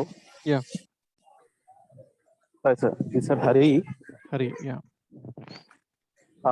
What is the course duration, sir? Total. 8 weeks పడుతుంది అజూర్ అడ్మిన్ కి. Okay. టోటలీ 8 weeks అంటే 40-45 days పడుతుంది. Okay. డైలీ 1.5 hour అంటే మనకి 60 hours ఆఫ్ కంటెంట్ వస్తుంది end of the day admin వరకు. తర్వాత ఒక 15 days అంటే 3 weeks. సో 3 weeks వచ్చేసరికి అజూర్ డెవాప్స్ ఉంటుంది. Okay. Azure DevOps also will దీంట్లో cover the same course fee or? Course fee same నేను చెప్పింది, రెండు కలిపే. అది కోర్స్ డిస్క్రిప్షన్ ఏమైనా ఇస్తారా sir? I mean, share. I hope I already shared the content. If not, ping me just once and I'll share. PDF పంపించాను అందరికి. If I missed PDF. it, just let me know. Yeah. Sure, sir. Yeah. Hi Charan, good morning. Good morning అండి. Charan, నాకు 2 doubts. ఒకటి, ఇప్పుడు Azure DevOps అంటే ఏం extra tools cover అవుతాయి? Azure DevOps extra tools ఏం కవర్ అవ్వవు. Azure DevOps లో ఉండే టూల్సే కవర్ అవుతాయి యాక్చువల్లీ. నో ఎక్స్ట్రా టూల్స్ అన్నమాట. లేదు. ఓకే. Azure DevOps లో Azure Boards, Azure Repos, Pipelines, Artifacts, Test Plans అని 5 టూల్స్ ఉంటాయి. ఆ 5 టూల్స్ కవర్ అవుతాయి with Java project, .NET project, and infrastructure deployments ఎలా చేస్తాం, IT infrastructure deployments, automation, arm templates తోటి ఎట్లా చేస్తాం, ఇట్లా కపుల్ ఆఫ్ ప్రాజెక్ట్స్, ఒక 4 ప్రాజెక్ట్స్ అట్లా ఎగ్జాంపుల్స్ కింద చూపిస్తాను, పైప్ లైన్స్ క్రియేట్ చేయడం ఎట్లా అదంతా. ఓకే. ఇంకో క్వశ్చన్ వచ్చేసి మనకి ఇప్పుడు మేము ప్రాక్టీస్ చేసే ఫ్రీ అకౌంట్ కదా, యా, మీరు చెప్పే రియల్ టైమ్ కంటెంట్ మేము ఫ్రీ అకౌంట్ తో ఎంత వరకు చేయగలుగుతాం? ఫ్రీ అకౌంట్ అన్లిమిటెడ్ యాక్చువల్లీ, అంటే ఇన్ ద సెన్స్ నా క్వశ్చన్ ఏంటంటే లైక్ మీరు చేసే కంటెంట్ మేము ప్రాక్టీస్ చేయాలనుకుంటే ఫ్రీ అకౌంట్ లో అన్ని ఆప్షన్స్ చేయగలుగుతామా, అన్ని ఆప్షన్స్ లిమిటేషన్స్ చేయగలుగుతారు, ఉంటాయా? అన్ని చేయగలుగుతారు, బట్ టైం లిమిటేషన్. అది ప్రాబ్లం ఏంటంటే 1 month ఇస్తాడు కాబట్టి. బట్ అదే నేను ఎప్పుడు మీరు సైన్ అప్ చేసుకోవాలనేది నేను చెప్తాను. After we spend some time, so ఒక 1 week తర్వాత మీరు సైన్ అప్ చేసుకుంటే you can cover most of the scenarios. ఒకవేళ 2 క్రెడిట్ కార్డ్స్ ఉంటే కనుక సెకండ్ అకౌంట్ కూడా సైన్ అప్ చేసుకోవచ్చు. So how to sign up అనేది నేను చూపిస్తాను డెమోలో. ఏ కార్డ్స్ యాక్సెప్ట్ చేస్తాడు, డెబిట్ కార్డ్స్ కూడా కొంతమందికి వీసా కార్డ్స్ అని యాక్సెప్ట్ చేస్తున్నాడు. So debit card also will work, but 30 days time limit ఉంటుంది. అండ్ 14,000 రూపీస్ మన అకౌంట్లోకి, మన అజూర్ అకౌంట్లోకి క్రెడిట్ చేస్తారు వాళ్ళు. ఆ 14,000లో అన్లిమిటెడ్గా ఏ రీసోర్స్ అయినా క్రియేట్ చేసుకోవచ్చు, ఏ రీసోర్స్ అయినా మనం వాడుకోవచ్చు. మనం వాడుకునే రీసోర్సెస్కి బిల్లింగ్ అనేది ఆ 14,000లోంచి కట్ అవుతూ ఉంటుంది అనమాట. సో మనం క్రెడిట్ కార్డ్ ఇన్ఫర్మేషన్ ఇచ్చినప్పుడు ₹2 మన కార్డ్ నుంచి కట్ అవుతాయి. 1 month ట్రయల్ అయిపోయిన తర్వాత ఆ ₹2 కూడా రివర్ట్ అయిపోతాయి మళ్ళీ మనకి. Completely free of cost. And ఆ టైం లిమిట్లో మీరు ఏ సర్వీస్ అయినా డిప్లాయ్ చేయొచ్చు. There will be no limit. తర్వాత 12 months కొన్ని సర్వీసెస్ ఫ్రీగా వస్తాయి. I show you what those are. మనం ఫ్రీ అకౌంట్ సెటప్ చేసినప్పుడు చెప్తాను నేను ఎట్లా చేయాలి.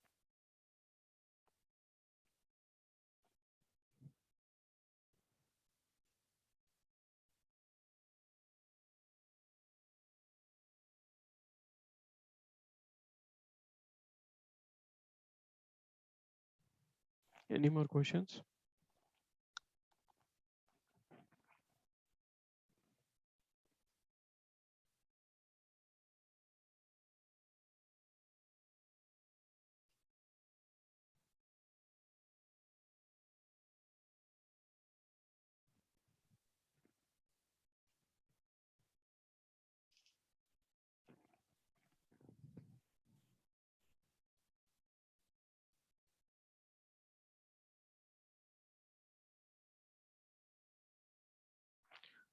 So any questions, if you have anything that you wanted to discuss offline, I'm happy to discuss.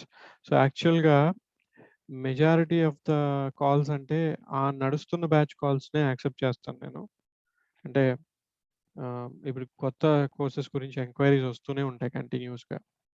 I would not prefer to take them because already నడుస్తున్న బ్యాచెస్కి high priority. వాళ్ళు students ఎప్పుడు continuous ఏదో calls వస్తూనే ఉంటాయి students నుంచి. So వాళ్ళకే priority ఉంటుంది. అందుకని ప్రాబ్లీ నేను లాస్ట్ టైం మీరు కాల్స్ చేసినప్పుడు అటెండ్ అయ్యి ఉండకపోవచ్చు ఈ ఎంక్వైరీ చేసినప్పుడు. సో కోర్స్ స్టార్ట్ అయ్యే 1 week ముందు I will take all the calls from all the enquiries. But మధ్యలో ఇంక వేరే కాల్స్కి ప్రయారిటీ ఇవ్వను, because I just want to take care of my students who ever is enrolled. అందుకని day టైంలో morning నుంచి 6 o'clock వరకు, ఈవినింగ్ 6 o'clock వరకు any time if you need to talk to me you can ping me. So నేను ఏదైనా office వర్క్లో busy ఉంటే కనుక I will let you know the convenient time for both of us to connect. 1-to-1 connect అవ్వచ్చు. If you're working on something or if you're practising something, working on something కాదు, practising something and you stuck with something, ఒకసారి connect అవుదామని ping చేస్తే I let you know the convenient time and we can connect and resolve it. Any time you can ask me anything offline also. Happy to help you out. So that's all for today. If there are no questions, and thank you so much guys for your participation, and let's meet tomorrow. Have a nice day. Have a nice day, Shana. Thanks.